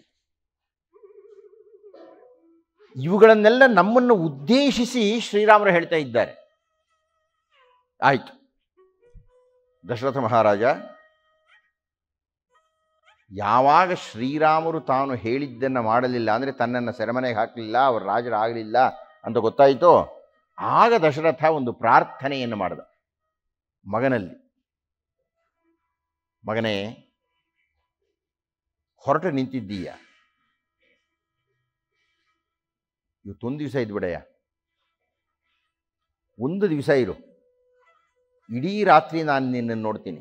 ಇದು ನಮಗೆ ಅರ್ಥ ಆಗಲ್ಲ, ಒಬ್ಬ ವೃದ್ಧ ತಂದೆಗೆ ಅರ್ಥ ಆಗುತ್ತೆ. ವೆಂಕಟನಾರಾಯಣವರು ಮಾತಾಡ್ತಾ ಹೇಳಿದರು, ವೃದ್ಧನಾಗಿರತಕ್ಕಂತಹ ತಂದೆ ಮಗನನ್ನು ಕಳೆದುಕೊಂಡರೆ ಯಾವ ಸ್ಥಿತಿ ಇರುತ್ತೆ ಅಂತ. ಪ್ರತಿಯೊಬ್ಬ ತಂದೆಗೂ ಅವನ ಪ್ರಾಣವೇ ಮಗ. ಆತ್ಮ ವೈ ಪುತ್ರ ನಾಮಾಸಿ, ತನಗಿನ್ನ ತನ್ನ ಪ್ರಾಣಕ್ಕಿನ್ನ ಹೆಚ್ಚು ಇಷ್ಟಪಡತಕ್ಕಂಥದ್ದು ಮಗನನ್ನೋ ಮಗಳನ್ನೋ, ಮಗನನ್ನೇ ಹೆಚ್ಚು ಮಗಳಿಗಿನ್ನ, ಯಾಕೆಂದರೆ ಬೇರೆ ವಂಶಕ್ಕೆ ಹೋಗ್ತಾಳೆ ಅಂತ. ಆ ಮಗ ಬೆಳೆದು ದೊಡ್ಡವನಾಗಿ ವಯಸ್ಸಿಗೆ ಬಂದು ಇನ್ನೇನು ತಾನು ವೃದ್ಧನಾಗ್ತಾ ಇದ್ದಾಗ, ತನಗೆ ಆಸರೆ ಇಲ್ಲದಾಗ, ತಾನು ಕೋಲು ಹಿಡಿಯಬೇಕಾದ ಪರಿಸ್ಥಿತಿ ಬಂದಾಗ, ತಾನು ರೋಗಿಷ್ಠನಾದಾಗ, ತನ್ನಲ್ಲಿ ಹಣವಿಲ್ಲದೆ ಇದ್ದಾಗ, ತನ್ನ ಆರೋಗ್ಯ ಹದಗೆಟ್ಟಿದ್ದಾಗ, ತನಗೆ ಇಡೀ ಸಮಾಜವೇ ಬೆಲೆ ಕೊಡದೇ ಇದ್ದಾಗ, ತಾನು ಅನಾಥನಾಗುವ ಸ್ಥಿತಿಗೆ ಬಂದಾಗ, ತನ್ನ ಹೆಂಡತಿಯನ್ನು ಕಳ್ಕೊಂಡಾಗ, ಗಂಡು ಅನಾಥನಾಗತಕ್ಕದ್ದು ಎರಡು ಮಹಾಸಂದರ್ಭ. ಒಂದು, ತಾಯಿ ಹೋಗ್ತಾಳೆ, ಅವಾಗ ಅರ್ಧ ಸತ್ತೋಗ್ತಾನೆ. ಹೆಂಡತಿ ಹೋದ್ಲೋ ಮುಗ್ದೇ ಹೋಯ್ತು. ನಾನು ನೋಡಿದ್ದೇನೆ, ಹೆಂಡತಿಯನ್ನು ಕಳೆದುಕೊಂಡಂತಹ ಗಂಡಂದಿರು ಮಹಾಪೌರುಷಶಾಲಿಗಳೆಲ್ಲ ಸಣಕಲಾಗಿಬಿಡ್ತಾರೆ, 10 ದಿವಸಗಳಲ್ಲಿ ಬಡಕಲಾಗಿಬಿಡ್ತಾರೆ. ಗೊತ್ತೇ ಇಲ್ಲ ಏನೋ ಅವ್ರ ಮೇಲೆ ಆಧರಿಸಿರ್ತಾರೆ ಅಂತಂತ. ಹೆಂಡತಿ ಹೋದರೆ ಗಂಡನಿಗೆ ಜೀವನದಲ್ಲಿ ಸಾರವೇ ಇಲ್ಲ. ಇದು ಪರಿಸ್ಥಿತಿ. ಈ ಪರಿಸ್ಥಿತಿಯಲ್ಲಿ ವೃದ್ಧನಾಗಿರತಕ್ಕವನು ಮಗನನ್ನು ಕಳ್ಕೊಳ್ತಾ ಇದ್ದಾನ್ರಿ. ಯಾವ ರಾಮರನ್ನು ಕಾಣದೇ ಒಂದು ಕ್ಷಣವೂ ಬದುಕಿರಲಿಕ್ಕೆ ಸಾಧ್ಯವಿಲ್ಲವ ಸತ್ಯ ಹೋಗ್ತಾನಲ್ಲ ಆತ, ಅದು ಪರಮ ಸತ್ಯವಾದ ವಿಷಯ. ಅಷ್ಟು ಪ್ರೀತಿಪಾತ್ರನಾಗಿದ್ದ ಆ ರಾಮರು ಕಾಡಿಗೆ ಹೋಗ್ತಾ ಇದ್ದಾರೆ, ತನ್ನ ಕಾರಣದಿಂದ ಹೋಗ್ತಾ ಇದ್ದಾರೆ. ಯಾವ ಮಗನಿಗೆ ಪಟ್ಟಾಭಿಷೇಕವನ್ನು ಮಾಡಿ ಆಸ್ತಿಯನ್ನೆಲ್ಲ ಕೊಟ್ಟು ಸುಖವನ್ನು ಕೊಡಬೇಕು ಅನ್ನುವ ತೀರ್ಪಿನಲ್ಲಿ ತಂದೆಯೊಬ್ಬನಿದ್ದಾನೋ, ದಶರಥನ ಬಿಡಿ, ನಾವು ಯೋಚನೆ ಮಾಡೋಣ. ನಮ್ಮ ಮಿತ್ರಗಳಲ್ಲಿ ನೀವು ಏನೋ ಸ್ವಲ್ಪ ಆಸ್ತಿ ಕೊಡಿರ್ತೀರಿ, ಏನೋ ದುಡ್ಡಿರುತ್ತೆ ನಿಮ್ಮ ಹತ್ರ, ಅದೆಲ್ಲ ನಿಮ್ಮ ಮಗ ಚೆನ್ನಾಗಿರ್ಬೇಕು ಅಂತಲೇ ನೀವು ಮಾಡ್ತಕ್ಕಂಥದ್ದು. ಅಂತ ಮಗನೇ ಹೋಗ್ಬಿಟ್ರೆ ಹೊರಟೋಗ್ತಾ ಇದ್ದಾನೆ. 14 ವರ್ಷ, ನಾಳೆ ಏನಾಗುತ್ತೋ ಗೊತ್ತಿಲ್ಲ. ಹೀಗಾಗಿ ದಶರಥ ತುಂಬ ದೀನನಾಗಿ ಮಗನ ಕೇಳ್ತಾನೆ, ಅಯ್ಯ ರಾಮ, ಒಂದು ದಿವಸ ಇರಯ್ಯ, ಒಂದು ರಾತ್ರಿ ಇರಪ್ಪ, ನಾನು ನಿನ್ನ ನೋಡಿ ಸಂತೋಷ ಪಡ್ತೀನಿ, ನಾಳೆ ಏನಾದರೂ ಮಾಡ್ಕೊ. ಮತ್ತೆ ಶ್ರೀರಾಮರ ಸ್ಥಿತಪ್ರಜ್ಞತೆ, ಮತ್ತೆ ಶ್ರೀರಾಮರ ಧಾರ್ಮಿಕ ಸ್ಥಿತಿ. ಎಲ್ಲಿ ತರ್ತೀರಿ ಇಂಥ ಪಾತ್ರವನ್ನು ಇಡೀ ಪ್ರಪಂಚದ ಕಥಾ ಸಾಹಿತ್ಯದಲ್ಲಿ? ಪ್ರಾಪ್ಸ್ಯಾಮಿ ಯಾನ್ಯದ್ಯ ಗುಣಾನ್ ಕೋಮೇ ಶ್ವಸ್ತಾನ್ ಪ್ರದಾಸ್ಯತಿ. ಏನು ಮಾತ್ರಿ ಶ್ರೀರಾಮರದು? ಅಪ್ಪ, ನನಗೆ ಈ ಹೊತ್ತು ಈ ಧಾರ್ಮಿಕ ಬುದ್ಧಿ ಇದೆ, ಅಪ್ಪನ ಮಾತಿಗೆ ಬೆಲೆ ಕೊಡಬೇಕು, ಅಪ್ಪನನ್ನು ಸತ್ಯವಂತನನ್ನಾಗಿ ಮಾಡಬೇಕು, ನಾನು ಕಾಡಿಗೆ ಹೋಗ್ಲಿಕ್ಕೆ ಸಿದ್ಧ ಇದ್ದೇನೆ ಅಂತ ಈಗ ಅನಿಸಿದೆ. ನಾಳೆ ಇದೇ ಬುದ್ಧಿ ಇರುತ್ತೆ ಅಂತ ಹೇಗೆ ಹೇಳ್ತೀಯ?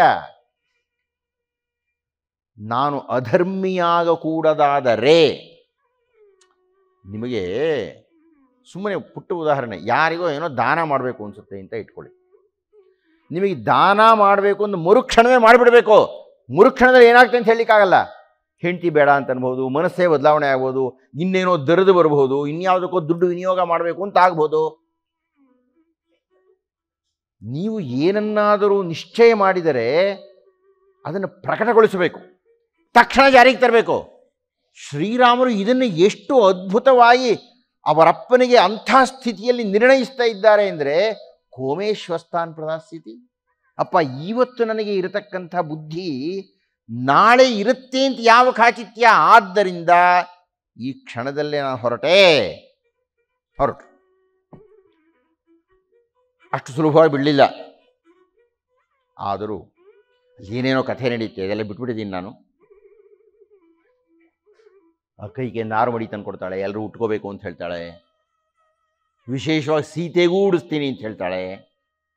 ಆಗ ದಶರಥ ಬಹಳ ಸಿಟ್ಟು ಮಾಡಿಕೊಂಡು, ಸೀತೆಗೆ ನಾರುಮಡಿ ಉಡಿಸೋದು ಅಂತ ಅಲ್ಲ, 14 ವರ್ಷಗಳ ಕಾಲ ಆಕೆ ಉಡತಕ್ಕಂಥ ವಸ್ತ್ರಗಳನ್ನು, ಆಭರಣಗಳನ್ನು ನಾನು ಕೊಡ್ತಾ ಇದ್ದೇನೆ, ರಾಜಾಜ್ಞೆ, ಸುಮಂತ್ರ ಕಳಿಸೋದನ್ನು ರದ್ದಲ್ಲಿಟ್ಟು. ಹೀಗಾಗಿ ಶ್ರೀರಾಮರು ಲಕ್ಷ್ಮಣ ಸೀತೆಯರ ಜೊತೆಗೆ ರಥವನ್ನು ಹತ್ತಿದ್ದಾರೆ. ರಾಮರು ಕುಳಿತಿಹ ರಥವದು ಹೊರಳಿತು ಎಲ್ಲರ ಹೃದಯಗಳು. ರಾಜನು ರಾಣಿಯು ಎಲ್ಲ ಮಾತೆಯರು ಹಿಂದೆಯೇ ಬಂದರು ಸೇವಕರು. ಪ್ರಜೆಗಳ ದಂಡೇ ರಥವನು ಮುತ್ತಿತು ಕುದುರೆಗೆ ಕಾಲಿಡಲೆಡೆಯಿಲ್ಲ. ನಿಲ್ಲು ನಿಲ್ಲು ನಿಲ್ಲೆಂದನು ರಾಜ ನಡೆ ನಡೆ ನಡೆ ಎಂದರು ಶ್ರೀರಾಮ. ಇದರ ಬಗ್ಗೆನೂ ನಮ್ಮ ವಿಮರ್ಶಕರು ಟೀಕೆ. ನಿಲ್ಲು ನಿಲ್ಲು ಅಂತ ದಶರಥ ಹೇಳ್ತಾ ಇದ್ದಾನೆ, ಅಳ್ತಾ ಇದ್ದಾನೆ. ಮುಂಜು ಕಂಗಳಿಗೆ ದಾರಿ ಕಾಣದಿದೆ, ಕೂಗಲು ಕಂಠಕ್ಕೆ ತ್ರಾಣವೇ ಇರದಿದೆ, ಕಾಲಲ್ಲಿ ನಡೆಯಲು ಶಕ್ತಿಯೇ ಉಡುಗಿದೆ, ಮನಸದು ಮಾತ್ರ ರಾಮರ ಹಿಂದೆ. ಇದು ದಶರಥನ ಸ್ಥಿತಿ. ನಿಲ್ಲು ನಿಲ್ಲು ನಿಲ್ಲು ಅಂತ ಹೇಳ್ತಾ ಇದ್ದಾನೆ. ಶ್ರೀರಾಮರು ಹೇಳ್ತಾ ಇದ್ದಾರೆ, ನಡೆ ನಡೆ ನಡೆ ಅಂತ ಹೇಳ್ತಾ ಇದ್ದಾರೆ. ಅವ ಸುಮಂತ್ರ ಹೇಳ್ತಾನೆ, ಸ್ವಾಮಿ ಆದೇಶ ಆಗಿಬಿಟ್ಟಿದೆ ರಾಜರದು, ನಿಲ್ಲು ಅಂತ. ನಾನು ಹೇಗೆ ನಿಲ್ಲದೆ ಮುಂದಕ್ಕೆ ಹೋಗಲಿ? ಅದಕ್ಕೆ ರಾಮರು ಹೇಳ್ತಾರೆ, ಕೇಳಿಸ್ತಿಲ್ಲ ಅಂತ ಹೇಳಯ್ಯ ಅಂತಾರೆ. ನಮ್ಮ ಕಟು ವಿಮರ್ಶಕರಿಗೆ, ಕೆಟ್ಟ ವಿಮರ್ಶಕರಿಗೆ, ಭಾವನೆ ಇಲ್ಲದ ವಿಮರ್ಶಕರಿಗೆ, ಅಯೋಗ್ಯ ವಿಮರ್ಶಕರು ಪ್ರಶ್ನೆ ಕೇಳ್ತಾರೆ, ರಾಮರು ಸುಳ್ಳು ಹೇಳಿಲ್ವೋ? ಅರೆ, ಎಂಥ ಸಂದರ್ಭದಲ್ಲಿ ಸುಳ್ಳು ಹೇಳ್ತಾ ಇರೋದು? ಎಷ್ಟು ಹೊತ್ತಿದ್ರೂ ದಶರಥ ಅಳ್ತಾ ಕೂತಿದ್ದಾನಲ್ರಿ, ಏನು ಮುದಿ ತಂದೇನು ಗೋಳಾಡಿಸ್ಬೇಕಾ? ಇದು ಸುಳ್ಳ? ಇದು ಸುಳ್ಳೇ ಆದರೂ ಇದು ಪರಮಸತ್ಯ. ಇದು ಅರ್ಥ ಮಾಡ್ಕೊಳಕ್ಕಾಗಲ್ವ ಅವ್ರಿಗೆ? ಸುಳ್ಳು ಹೇಳ್ಬಿಟ್ರು, ಸುಳ್ಳು ಏನಾದರೂ ಮಾಡಿ ರಾಮನ ಹತ್ರ ಸುಳ್ಳು ಹೇಳಿಸ್ಬೇಕು ಅಂತ. ನೀವು ತಲೆ ಕೆಳಗೆ ತಿಪ್ಪರ್ಲಾಗ ಹಾಕಿ 10 ವರ್ಷ ಅಲ್ಲ 1000 ವರ್ಷ ತಪಸ್ಸು ಮಾಡಿದ್ರು ರಾಮರ ಬಾಯಿನ ಸುಳ್ಳು ಬರಲ್ಲ, ಬಂದಿಲ್ಲ ರಾಮಾಯಣದಲ್ಲಿ.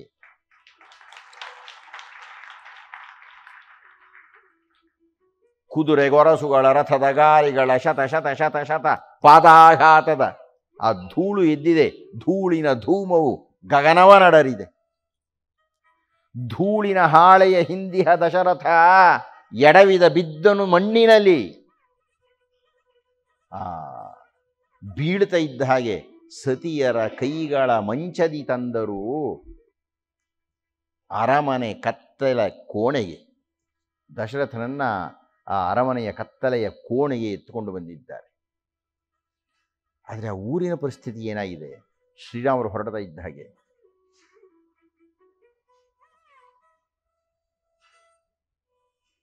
ಜನರಲ್ಲಿಯೂ ಮಾತೇ ಇಲ್ಲ,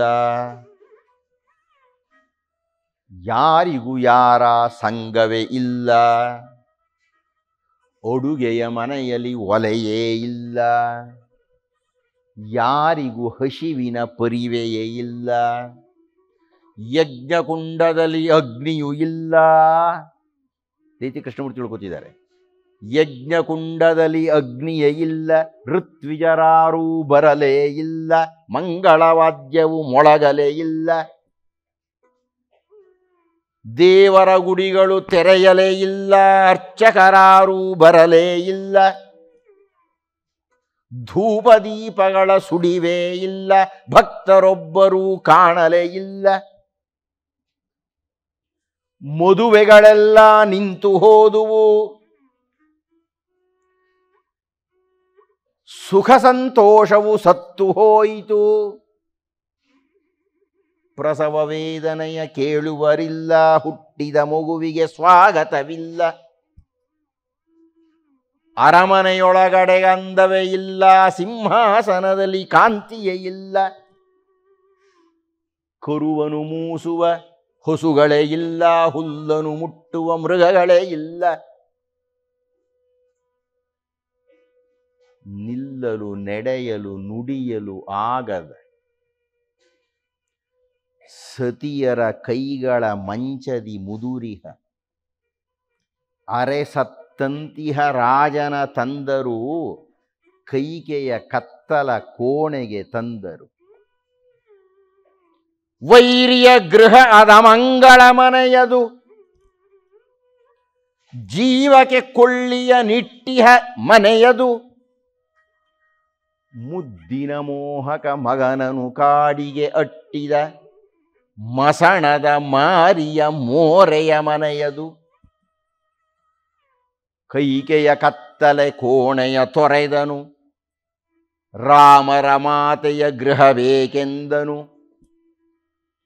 ಆರುತಲಿರುವ ಹಣತೆಯ ತೆರೆದಲಿ, ಮುರಿದಿಹ ಮಂಚದಿ ಹೋಗುತ್ತ ಬಿದ್ದನು.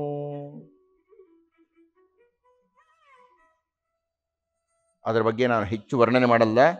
ಆ ಹೊತ್ತಿನ ರಾತ್ರಿ ಎಲ್ಲ ಆಗಿದೆ, ಕಳವಳದಿಂದ ಕಳೆದಿದ್ದಾನೆ. ಕೌಸಲ್ಯ ಜೊತೆಗೆ ತನ್ನ ನೋವನ್ನು ತೋಡಿಕೊಂಡಿದ್ದಾನೆ. ಆ ಕೌಸಲ್ಯು ಸಾಕಷ್ಟು ಚುಚ್ಚಿದ್ದಾಳೆ, ಅವಕಾಶ ಸಿಕ್ತು ಅಂತ ತನ್ನ ಗಂಡ ತನಗೆಷ್ಟು ಅನ್ಯಾಯ ಮಾಡಿದ ಅಂತ. ಕೊನೆಗೆ ಪ್ರಾರ್ಥನೆ ಮಾಡ್ತಾನೆ, ಈ ಸಂದರ್ಭದಲ್ಲಿ ನನ್ನ ಯಾಕೆ ನೋಯಿಸ್ತಾ ಇದೀಯ ನೀನು?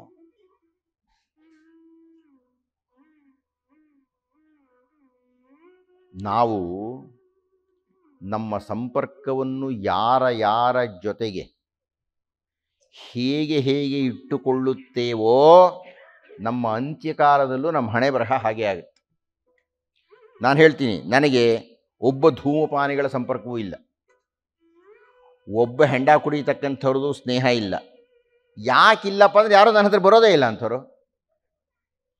ನನ್ನ ಸಾವು ನಂಗೆ ಚೆನ್ನಾಗಿ ಗೊತ್ತಿದೆ, ನಾನು ಹೀಗೆ ಸುಖವಾಗೇ ಸಾಯ್ತೀನಿ, ಸಾಧ್ಯ ಆದರೆ ಉಪನ್ಯಾಸ ಕೊಡ್ತಾನೆ ಸಾಯ್ತೀನಿ ನಾನು. ಅಬ್ದುಲ್ ಕಲಾಂ ಎಂಥ ದೊಡ್ಡ ವೇದಾಂತಿನ್ರಿ ಆತ, ಎಂಥ ಸಾವ್ರಿ ಅದು, ಉಪನ್ಯಾಸ ಕೊಡ್ತಾ ಕೊಡ್ತಾ ಸತ್ತೋಗ್ಬಿಟ್ಟು. ಯಾಕೆ ಅಂದರೆ ನಾನು ಬುದ್ಧಿಪೂರ್ವಕವಾಗಿ ಕೆಟ್ಟದ್ದನ್ನು ಮಾಡಿಲ್ಲ. ನಾನು ಜೀವನದಲ್ಲಿ, ನಾನು ಅಂದರೆ ಎಲ್ಲರೂ ಅವರವರಿಗೆ, ನಾವು ಜೀವನದಲ್ಲಿ ಯಾವ ಅಭ್ಯಾಸಗಳನ್ನು ಬೆಳೆಸ್ಕೊಳ್ತೀವಿ, ಯಾರ ಸಂಪರ್ಕದಲ್ಲಿರ್ತೀವಿ, ಯಾವ ಸತ್ಸಂಗದಲ್ಲಿರ್ತೀವಿ ಎನ್ನುವುದರ ಮೇಲೆ ನಮ್ಮ ಮರಣವೂ ನಿರ್ಣಯ ಆಗುತ್ತೆ. ದಶರಥ ಕೈಕೆಯ ಸಂಘದಲ್ಲೇ ಇದ್ದ, ಅವನು ಸಾವಿನ ಹೇಗಾಗಬೇಕು ಹಾಗೆ ಸತ್ತ. ಈಗ ಹೇಳ್ತಕ್ಕಂಥ ಒಂದು 2-3 ಅಂಶಗಳು ತಾವು ನೆನಪಿನಲ್ಲಿ ಇಟ್ಕೋಬೇಕು. ನಾವು ಶ್ರೀಮದ್ ರಾಮಾಯಣದ ಅಧ್ಯಯನಕ್ಕೆ, ಶ್ರೀರಾಮರ ವ್ಯಕ್ತಿತ್ವಕ್ಕೆ, ಶ್ರೀರಾಮರ ಸೌಶೀಲ್ಯಕ್ಕೆ, ನಾಳೆ ಕೇಳಬಹುದಾದಂಥ ಪ್ರಶ್ನೆಗಳಿಗೆ ಈಗಲೇ ಉತ್ತರ ಸಿದ್ಧವಾಗಿರುತ್ತೆ ಎನ್ನುವುದನ್ನು ಗಮನಿಸಬೇಕು. ಆವತ್ತಿನ ರಾತ್ರಿ ಮಧ್ಯೆ ಏನೇನೋ ನಡೆಯುತ್ತೆ, ಆ ಜನರೆಲ್ಲ ಬರೋದು, ಅವರು ರಾಮರು ಬೇಡ ಅಂತ ಹೇಳೋದು, ಸುಮಂತ್ರ ರಥವನ್ನು ತಿರುಗಿಸ್ಕೊಂಡು ಬರೋದು, ಅದೆಲ್ಲ ಬಿಟ್ಬಿಡಿ. ಆವತ್ತಿನ ದಿವಸ ಸಂಜೆ ನಿಷಾದ ರಾಜನಾಗಿರತಕ್ಕಂತಹ ಗುಹನ ಹತ್ತಿರಕ್ಕೆ ಹೋಗಿದ್ದಾರೆ. ಈ ವಾಕ್ಯವನ್ನು ದಾಖಲು ಮಾಡಿ. ಆ ಗುಹ ಯಾರು? ನಿಷಾದ ರಾಜ. ಅವನ ಕೈಗಳಿಗೆ ಬೇಕಾದಷ್ಟು ಜನ ಸೈನಿಕರಿದ್ದಾರೆ. ಶೃಂಗಭೇರಪುರ ಅನ್ನತಕ್ಕಂಥದ್ದು ಅವನ ಊರು. ಆ ಊರಿನ ಮುಖ್ಯಸ್ಥ ಆತ, ಅವನು ರಾಜ. ಇದನ್ನು ದಾಖಲು ಮಾಡ್ಕೋಬೇಕು ನೀವು. ಶ್ರೀರಾಮರಿಗೆ ಸ್ನೇಹಿತ. ರಾಮರು ಬರ್ತಾ ಇದ್ದ ಹಾಗೆ ಅವನಿಗೆ ಮಹಾ ಸಂತೋಷವಾಯಿತು. ಬಂದ, ಸ್ವಾಗತ ಹೇಳ್ದ. ಮುಂದಿನ ವಾಕ್ಯವನ್ನು ಗಮನಿಸ್ರಿ. ಬನ್ನಿ ಬನ್ನಿ ಮನೆಗೆ ಹೋಗೋಣ ಅಂದ. ರಾಮರು ಹೇಳಿದರು, ನಾನು ಮನೆಯ ಒಳಗೆ ಬರೋ ಹಾಗಿಲ್ಲ, ಊರಿನೊಳಗೆ ಬರೋ ಹಾಗಿಲ್ಲ ನಾನು. ಅದಕ್ಕೆ ನಾನು ಹೇಳಿದ್ದು, ಕೈಕೆ ಮಾಡಿದಂತಹ 3ನೆಯ ವರ ಇದೆಯಲ್ರಿ, ಅದು ರಾಮರಿಗೆ ಮಹಾಹಿಂಸೆ ಕೊಟ್ಬಿಡ್ತು. 95 ವರ್ಷಾಣಿ ದಂಡಕಾರಣ್ಯಮಾಶ್ರಿತ ಹೋಗಲಿ, ಜಟಾಧಾರಿಯಾಗಿ ಆತ ಆಶ್ರಮೇಸ್ಮಿನ್ ತಪಸ್ವಿಯಾಗಿ ಬದುಕಬೇಕಾತ. ಎಲ್ಲೂ ಬೇರೆ ಹೋಗೋ ಹಾಗಿಲ್ಲ, ಬೇರೆಯವ್ರ ಮನೆಗೆ ಹೋಗೋ ಹಾಗಿಲ್ಲ, ಬೇರೆಯವ್ರ ಊರಿಗೆ ಹೋಗೋ ಹಾಗಿಲ್ಲ, ತಪಸ್ಸು ಮಾಡತಾ ಕಾಡಿನಲ್ಲಿ ಬಿದ್ದಿರು ಅಂತ. ಇದು ಕೈಕೆ ಕೇಳಿದ 3ನೆಯ ವರ. ಬಹಳ ತೀಕ್ಷ್ಣವಾದ, ಕಷ್ಟವಾದ ವರ. ಇದ್ರ 14 ವರ್ಷ ಗುಹನ್ ರಾಜ್ಯದಲ್ಲೇ ಇದ್ಬಿಡ್ಬೋದಾಗಿತ್ತು, ಹಾಯಾಗಿರ್ಬೋದಾಗಿತ್ತು. ಇಲ್ಲ, ನಾನು ಊರಿನೊಳಗೆ ಬರಲ್ಲ ಕಣಪ್ಪ ಅಂದರು. ಇದು ತಾವು ದಯವಿಟ್ಟು ದಾಖಲೆ ಮಾಡಿಕೊಂಡ್ರಿ. ಸುಗ್ರೀವನ ಕಿಷ್ಕಿಂಧೆಯೊಳಕ್ಕೂ ಹೋಗೋದಿಲ್ಲ, ಮುಂದೆ ಲಂಕಾ ಪ್ರವೇಶವನ್ನು ಶ್ರೀರಾಮರು ಮಾಡೋದಿಲ್ಲ. ರಾಮರ ಸಚ್ಚಾರಿತ್ರ್ಯ ನೀವು ಎಷ್ಟು ದಾಖಲು ಮಾಡ್ಕೋಬೇಕು ಗೊತ್ತೇನ್ರಿ. ಅಕಸ್ಮಾತ್ ಕಿಷ್ಕಿಂಧೆಗೆ ಹೋಗಿದ್ರೆ ಯಾರೂ ನೋಡ್ತಿರಲಿಲ್ಲ. ಅಯೋಧ್ಯೆ ಎಲ್ಲೋ ಇದೆ, ಇವರೆಲ್ಲೋ ಇದ್ರೆ, ಗುಹನ್ ರಾಜ್ಯಕ್ಕೆ ಒಂದು ಲೋಟ ಹಾಲು ಕುಡಿದು ಬಂದಿರೋ ಯಾರೋ ಏನುತ್ತಿರಲಿಲ್ಲ. ಬನ್ನಿರಿ ನಮ್ಮನೆಗೆ ಒಂದು ಲೋಟ ಹಾಲು ಕುಡೀರಿ, ಅಥವಾ ನೀವು ಬೇಕಾದ್ದೇನೋ ಕುಡೀರಿ ಮಾಡಿಬಿಡ್ಬಹುದಾಗಿತ್ತು. ಶ್ರೀರಾಮರು ಮಾಡಲಿಲ್ಲ. ಯಾರಿಗೆ ಸಾಕ್ಷ್ಯ ಹೇಳಬೇಕು? ಅವರೇನು ಅಯೋಧ್ಯವಾಸಿಗಳು ಹೇಳ್ಬೇಕಾ? ತಮ್ಮ ಅಂತರಾತ್ಮಕ್ಕೆ ಹೇಳಬೇಕಲ್ರಿ. ಅವ್ರು ಹೇಳಿದ್ರು ಗುಹನಿಗೆ, ಇಲ್ಲ ಹಾಗೆಲ್ಲ ನಾನು ಬರೋಕ್ಕಾಗಲ್ಲಪ್ಪ. ಅವನು ಜೇನು ತಂದ, ಹಣ್ಣು ತಂದ, ಮಾಂಸಗಳನ್ನು ತಂದ, ತಗೊಳ್ಳಿ ಸ್ವಾಮಿಯಿಂದ. ಶ್ರೀರಾಮರೇನು ಮಾಡಿದ್ರು? ನೀವು ಶ್ರೀರಾಮರದು ಒಂದೊಂದು ಹೆಜ್ಜೆನೂ ಅನುಕರಣೀಯ. ನೀವು ಊಟ ಮಾಡಬೇಕಾದದ್ದು ನೀವು ಅರ್ಜನೆ ಮಾಡಿದ್ದು. ನಾನು ಈ ಹೊತ್ತು ಊಟ ಮಾಡ್ತಾ ಇದ್ದೇನೆ ಅಂದರೆ ನನ್ನ ವೃತ್ತಿ ಉಪನ್ಯಾಸ ಕೊಟ್ಟಿದ್ದೀನಿ ರೀ. ವೆಂಕಟನಾರಾಯಣ ಸಂಭಾವನೆ ಕೊಡ್ತಾರೆ ರೀ, ನಾನು ಊಟ ಮಾಡ್ತೀನಿ, ನನಗೆ ಅಧಿಕಾರ ಇದೆ. ಸುಮ್ಮನೆ ಯಾರ್ದೋ ಊಟ ಮಾಡೋ ಹಾಗಿಲ್ಲ ನೀವು. ನಾನಿದನ್ನು ಎಷ್ಟೋ ಬಾರಿ ಹೇಳಿದ್ದೇನೆ, ಈ ದಾನವನ್ನು ಸ್ವೀಕಾರ ಮಾಡ್ತಾರಲ್ಲ ಅವರ ಬಗ್ಗೆ ನಂದು ಬಹಳ ದೊಡ್ಡ ವಿರೋಧ ಇದೆ. ಅವರು ಯಾಕಾಗಿ ದಾನವನ್ನು ತಗೊಳ್ತಾರೋ ನನಗೆ ಗೊತ್ತಿಲ್ಲ. ದಾನವನ್ನು ಕೊಡ್ತಾ ಇದ್ದಾರಲ್ಲ ಅವರು ಬಹಳ ಬುದ್ಧಿವಂತರು. ದಾನವನ್ನು ಇದು ಅರ್ಥ ಏನು ಗೊತ್ತೇನ್ರಿ? ದಾನ ಯಾಕೆ ಕೊಡ್ತಾರೆ ಅಂತ, ನಾನು ಸುಮ್ಮನೆ ದಾನ ಕೊಡಲ್ಲ. ನಾನೇನೋ ತಪ್ಪು ಮಾಡಿದ್ದೀನಿ, ನಂಗೆ ಚೆನ್ನಾಗಿ ಗೊತ್ತಿದೆ. ನಾನು ಏನೇನೋ ತಪ್ಪುಗಳನ್ನು ಮಾಡಿರತಕ್ಕಂತಹ ಪಾಪ ನನ್ನ ತಲೆ ಮೇಲಿದೆ. ಅದನ್ನು ನಾನು ದಾನ ಕೊಟ್ಟು ತೀರಿಸ್ಕೊಳ್ತಾ ಇದ್ದೀನಿ. ಈ ಪೆದ್ದಣ್ಣ ದಾನ ತಗೊಳ್ತಾನಲ್ಲ, ಆ ಪಾಪ ಎಲ್ಲ ಇವನು ಬರಲ್ವಾ? ಆದರೆ ಒಂದು ನಿಯಮ ಇದೆ, ದಾನ ತಗೊಳ್ಳಬೇಕು. ತಗೊಂಡ ದಾನವನ್ನು ಅರಗಿಸಿಕೊಳ್ಳಬೇಕಾದ್ರೆ 1,00,000 ಗಾಯತ್ರಿ ಜಪ ಮಾಡಬೇಕು. ಎಷ್ಟು ಕಷ್ಟ ಇದೆ ಇದು. ಬರೀ ದಾನದ ಬಿಡಿ ಸ್ವಾಮಿ, ಶ್ರಾದ್ದಕ್ಕೆ ಹೋಗ್ಕೊಡ್ದ ಅರ್ಥದಲ್ಲಿ ನೀವು ಶ್ರಾದ್ದದ ಊಟ, ಅದರೊಳಗೂ ಪಿತೃಸ್ಥಾನದಲ್ಲಿ ಕುಳಿತುಕೊಂಡಿದ್ದೀರಿ ಅಂದರೆ ಅವರಪ್ಪ ಅವರಪ್ಪ ಅವರಪ್ಪ 3 ಜನ ಒಂದು ಮೇಲೆ ಇರ್ತಾರೆ. ಆ ಪಿತೃ ಸ್ಪರ್ಶ ಮಾಡಿ ಬಂದಿರ್ತೀರಿ. ನೀವು ಶುದ್ಧ ಆಗೋದಕ್ಕೆ ಎಷ್ಟು ಮಾಡ್ಬೇಕು? ನೀವು ಮಾಡ್ತೀರಾ? ನೀವು 1,00,000 ಗಾಯತ್ರಿ ಮಾಡಿದರೆ ಇಸ್ಕೊಳ್ಳಿದ್ದಾನೆ, ಎರಡನೇ ಮಾತೇ ಇಲ್ಲ. ದೈತಿ ಕೃಷ್ಣಮೂರ್ತಿಗಳು ಹೇಳ್ತಾ ಇಲ್ಲ, ಎಲ್ಲರಿಗೂ ಸೇರಿ ಹೇಳ್ತಾ ಇದ್ದೀನಿ ನಾನು. ಗುಹ ಶ್ರೀರಾಮರನ್ನು ಬಲವಂತ ಮಾಡಿದರೂ, ಈ ಪದವನ್ನು ಗಮನಿಸಿ, ಶ್ರೀರಾಮರು ಅಪರಿಗ್ರಹಿಗಳಾಗಿದ್ದಾರೆ. ಅಪರಿಗ್ರಹ ಅಂದರೆ ಯಾರತ್ರಲ್ಲೂ ಇಸ್ಕೊಳ್ಳಲ್ಲ ಅಂತ ಅಲ್ಲ. ನಾನು ನನ್ನ ಕರ್ತವ್ಯವನ್ನು ಮಾಡಿ ಸ್ವೀಕರಿಸಬೇಕು. ಸುಮ್ಮನೆ ತಗೊಳ್ಳೋ ಹಾಗಿಲ್ಲ. ಸುಮ್ಮನೆ ಯಾರೋ ಏನೋ ಕೊಡ್ತಾರೆ ಅಂದರೆ, ನಾನು ಇಸಿದುಕೊಂಡಿದ್ದೇನೆ ಅಂದರೆ ಅದು ಅವರ ಋಣ ನನಗೆ ಬಂತು ಅಂತ ಅದನ್ನು ನಾನು ತೀರಿಸಬೇಕು. ಯಾವಾಗ ತೀರಿಸ್ತೀನೋ? ತೀರಿಸೋಕಾದ್ರೆ ಅವ್ರ ಮಗನಾಗಿ ಹುಟ್ಟಬೇಕು, ಮುಂದಿನ ಜನ್ಮದಲ್ಲಿ ಅವ್ರ ಸೇವಕನಾಗಿ ಹುಟ್ಟಬೇಕು, ಅವ್ರ ಚಪ್ಪಲಿಯಾಗಿ ಹುಟ್ಟಬೇಕು. ಕೊನೆಯ ವಾಕ್ಯವನ್ನು ಬಹಳ ಗಂಭೀರವಾಗಿ ಹೇಳ್ತೀನಿ. ಯಾಕೆಂದರೆ ಅಷ್ಟು ಸುಲಭವಾಗಿ ನಾವು ಅನ್ಯರ ಹಣವನ್ನು ಮುಟ್ಟಬಾರದು. ಈಶಾವಾಸ್ಯಮಿದಂ ಸರ್ವಂ ಯತ್ ಕಿಂಚ ಜಗತ್ಯಾಂ ಜಗತ್ ತೇನ ತ್ಯಕ್ತೇನ ಭುಂಜೀಥ ಮಾಗೃಧಃ ಕಸ್ಯ ಸ್ವಿಧನಂ. ಅನ್ಯರ ಹಣದ ಮೇಲೆ ನೀವು ನಿಮ್ಮ ಕೈಯನ್ನು ಚಾಚಬಾರದು. ರಾಮರು ಆಡಿ ತೋರಿಸಿದರು, ನೋಡಿ ತೋರಿಸಿದರು, ನುಡಿದು ತೋರಿಸಿದರು, ನಡೆದು ತೋರಿಸಿದರು.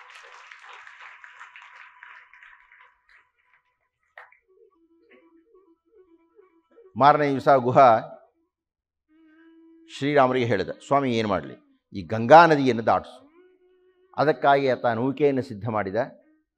ನೌಕೆಯನ್ನು ಸಿದ್ಧ ಮಾಡಿ ಶ್ರೀರಾಮರನ್ನು, ಸೀತೆಯನ್ನು, ಲಕ್ಷ್ಮಣನನ್ನು ನೌಕೆಯಲ್ಲಿ ಕೂಡಿಸಿ ಆ ಗಂಗಾ ನದಿಯನ್ನು ದಾಟಿಸಲಿಕ್ಕೆ ಹುಟ್ಟು ಹಾಕಿ ಕರ್ಕೊಂಡು ಹೋದ. ಇದು ಶ್ರೀಮದ್ ರಾಮಾಯಣದ ಕಥೆ. ಆದರೆ ತುಳಸೀದಾಸರ ರಾಮಾಯಣದಲ್ಲಿ ಇದಕ್ಕೆ ವಿಶೇಷವಾದ ಇನ್ನೊಂದು ಆಖ್ಯಾನವನ್ನು ಮಾಡ್ತಾರೆ. ಅದು ಎಷ್ಟು ತಪ್ಪು ಅನ್ನುವುದನ್ನು ನೋಡಿ. ಗುಹ ಹೇಳ್ತಾನೆ ಶ್ರೀರಾಮರಿಗೆ, ನಿಮ್ಮ ಪದ ರಜದ ಸೋಂಕಿನಲ್ಲಿ ಕಲ್ಲನು ಸುದತಿ ಮಾಡಿದ ದೇವ. ಅಪ್ಪ ಶ್ರೀರಾಮ, ನಿನ್ನ ಪಾದ ಧೂಳಿನ ಸ್ಪರ್ಶದಿಂದ ಕಲ್ಲನು ಸುದತಿ ಮಾಡಿದ ದೇವ. ಕಲ್ಲನ್ನೇ ಹೆಣ್ಣನ್ನು ಮಾಡಿಬಿಟ್ಟೆ. ನಿನ್ನ ಪಾದವೇನಾದರೂ ನನ್ನ ನೌಕೆಗೆ ತಲುಗಿ ಅದೇನಾದರೂ ಹುಡುಗಿ ಆಗ್ಬಿಟ್ರೆ ನನ್ನ ಗತಿಯೇ. ಆದ್ದರಿಂದ ಪದರಜವ ಜಲದಲ್ಲಿ ತೊಳೆದು, ನಿನ್ನ ಪಾದಗಳನ್ನು ನೀರಿನಲ್ಲಿ ತೊಳೆದು, ಗಂಗಾ ನದಿ ಹೇಗೂನು ನಿನ್ನನ್ನು ಎತ್ಕೊಂಡು ಹೋಗ್ತೀನಿ ಕಣಯ್ಯ, ಅನುಮತಿ ಕೊಡು ಅಬ್ಬಾ ಅಂತ ಅಂದ್ರಿ ನೀವು. ಎಷ್ಟು ಚೆನ್ನಾಗಿ ಹೇಳಿದ್ದಾರೆ. ಇದು ಎಷ್ಟು ಸುಳ್ಳಲ್ಲೇನ್ರಿ? ಮೊದಲನೇದಾಗಿ ಸುದತಿ ಆಗಲಿಲ್ಲ. ಅದು ನಾವು ಅವತ್ತೇ ಮಾತಾಡಿದ್ವಿ. ಸೀತಾ ಕಲ್ಯಾಣದ ಸಂದರ್ಭದಲ್ಲಿ ಅಹಲ್ಯ ಕಲ್ಲಾಗೂ ಇರಲಿಲ್ಲ, ಆ ಕಲ್ಲನ್ನು ಶ್ರೀರಾಮರ ಪಾದದಲ್ಲಿ ಮುಟ್ಲೂ ಇಲ್ಲ, ಆ ಕಲ್ಲು ಅಹಲ್ಯ ಪರಿವರ್ತನೆ ಆಗಲೂ ಇಲ್ಲ ಅನ್ನೋದನ್ನು ಅವತ್ತೇ ಮಾತಾಡಿದ್ವಿ ರಾಮಾಯಣದ ಶ್ಲೋಕಗಳನ್ನು ಉದ್ಧರಿಸಿ ನಾನು. ಇದು ಮೊದಲನೇ ಸುಳ್ಳು. ಎರಡನೇದು, ನಾನು ಅವಾಗ ಹೇಳಿದೆ 3 ಸಲ ಜ್ಞಾಪಕ ಇಟ್ಕೊಳ್ಳಿ, ನೆನಪಿಟ್ಕೊಳ್ಳಿ ಅಂತ. ಗುಹ ಅಂಬಿಗ ಅಲ್ಲ, ಅವನು ರಾಜ, ಶೃಂಗಭೈರಪುರದ ರಾಜ. ಅವನು ಯಾಕೆ ಹುಟ್ಟಾಗ್ತಾ ಹೋಗ್ತಾನೆ? ಆಯ್ತಪ್ಪ, ಏನೋ ರಾಮರ ಮೇಲಿನ ಪೂಜ್ಯ ಭಾವದಿಂದ ಹುಟ್ಟಾಕಿ ಕರ್ಕೊಂಡು ಹೋದ ಅಂತಲೇ ಇಟ್ಕೊಂಬಿಡಿ. ಆದರೆ ಶ್ರೀರಾಮರ ಕಾಲು ತೊಳೆದು ಎತ್ಕೊಂಡು ಹೋಗೋಕ್ಕಾಗ್ತೇನ್ರಿ? ಏನು ನನ್ನ ಎತ್ಕೊಂಡು ಹೋಗೋಕ್ಕಾಗತ್ತೆ? ಒಬ್ಬರು ಬರಪ್ಪ ಒಳ ಹಗುರವಾಗಿದೆಯಾ ಅಂತ. ಶ್ರೀರಾಮರು ಆಜಾನುಬಾಹು ಅರವಿಂದದಲಾಯದಾಕ್ಷಂ. ಎಷ್ಟು ಚೆನ್ನಾಗಿದ್ದಾರೆ. ಅವ್ರನ್ನ ಬರೀ ಚೆನ್ನಾಗಿರೋದಿಲ್ಲ, ಭಾರವೂ ಇದ್ದಾರಾ. ಅವನು ಎತ್ಕೊಂಡು ಭಾಳ ಚೆನ್ನಾಗಿದೆ ಬೊಂಬೆ ಅಂತ ಕರ್ಕೊಂಡು ಹೋಗೋಕ್ಕಾಗ್ತೇನ್ರಿ? ಎಲ್ಲದಕ್ಕಿಂತ ಪ್ರಧಾನವಾದ ಇನ್ನೊಂದು ಅಂಶ ನೋಡಿ, ಇವನು ಏನೇ ಕರ್ಕೊಂಡು ಹೋಗಲಿ, ದೋಣಿಯಲ್ಲಿ ಕೂತ್ಕೊಳ್ತಿದ್ದೆ ಕಾಲು ದೋಣಿ ತಗಲೇಬೇಕಲ್ಲ, ತಕ್ಷಣ ಹುಡುಗಿ ಆಗಬೇಕಲ್ಲಪ್ಪ. ಏನು ಕಲ್ಲು ಮುಟ್ಟಿದ್ದೆಲ್ಲ ಹುಡುಗಿನೋ? ಆದ್ದರಿಂದ ಇದೆಲ್ಲ ಸುಮ್ಮನೆ ಅಪಲಾಪಗಳು. ಇದನ್ನು ಭಾಳ ಜನ ನಂಬಿಡ್ತಾರೆ. ಇಷ್ಟು ಚೆನ್ನಾಗಿದೆ ಪದ್ಯ, ನೀವು ಅಂದ್ರೆ ಲಬ್ಬ ಅಂದ್ರಲ್ಲ, ನೀವು ಕೇಳೋಕೆ ಚೆನ್ನಾಗಿರುತ್ತೀರಿ, ಆದರೆ ಸತ್ಯ ಆಗಿರಬೇಕಾಗಿಲ್ವಲ್ಲ. ಆಯಿತು, ಗುಹ ಎಲ್ಲ ಏರ್ಪಾಟ್ ಮಾಡಿದ್ದಾನೆ.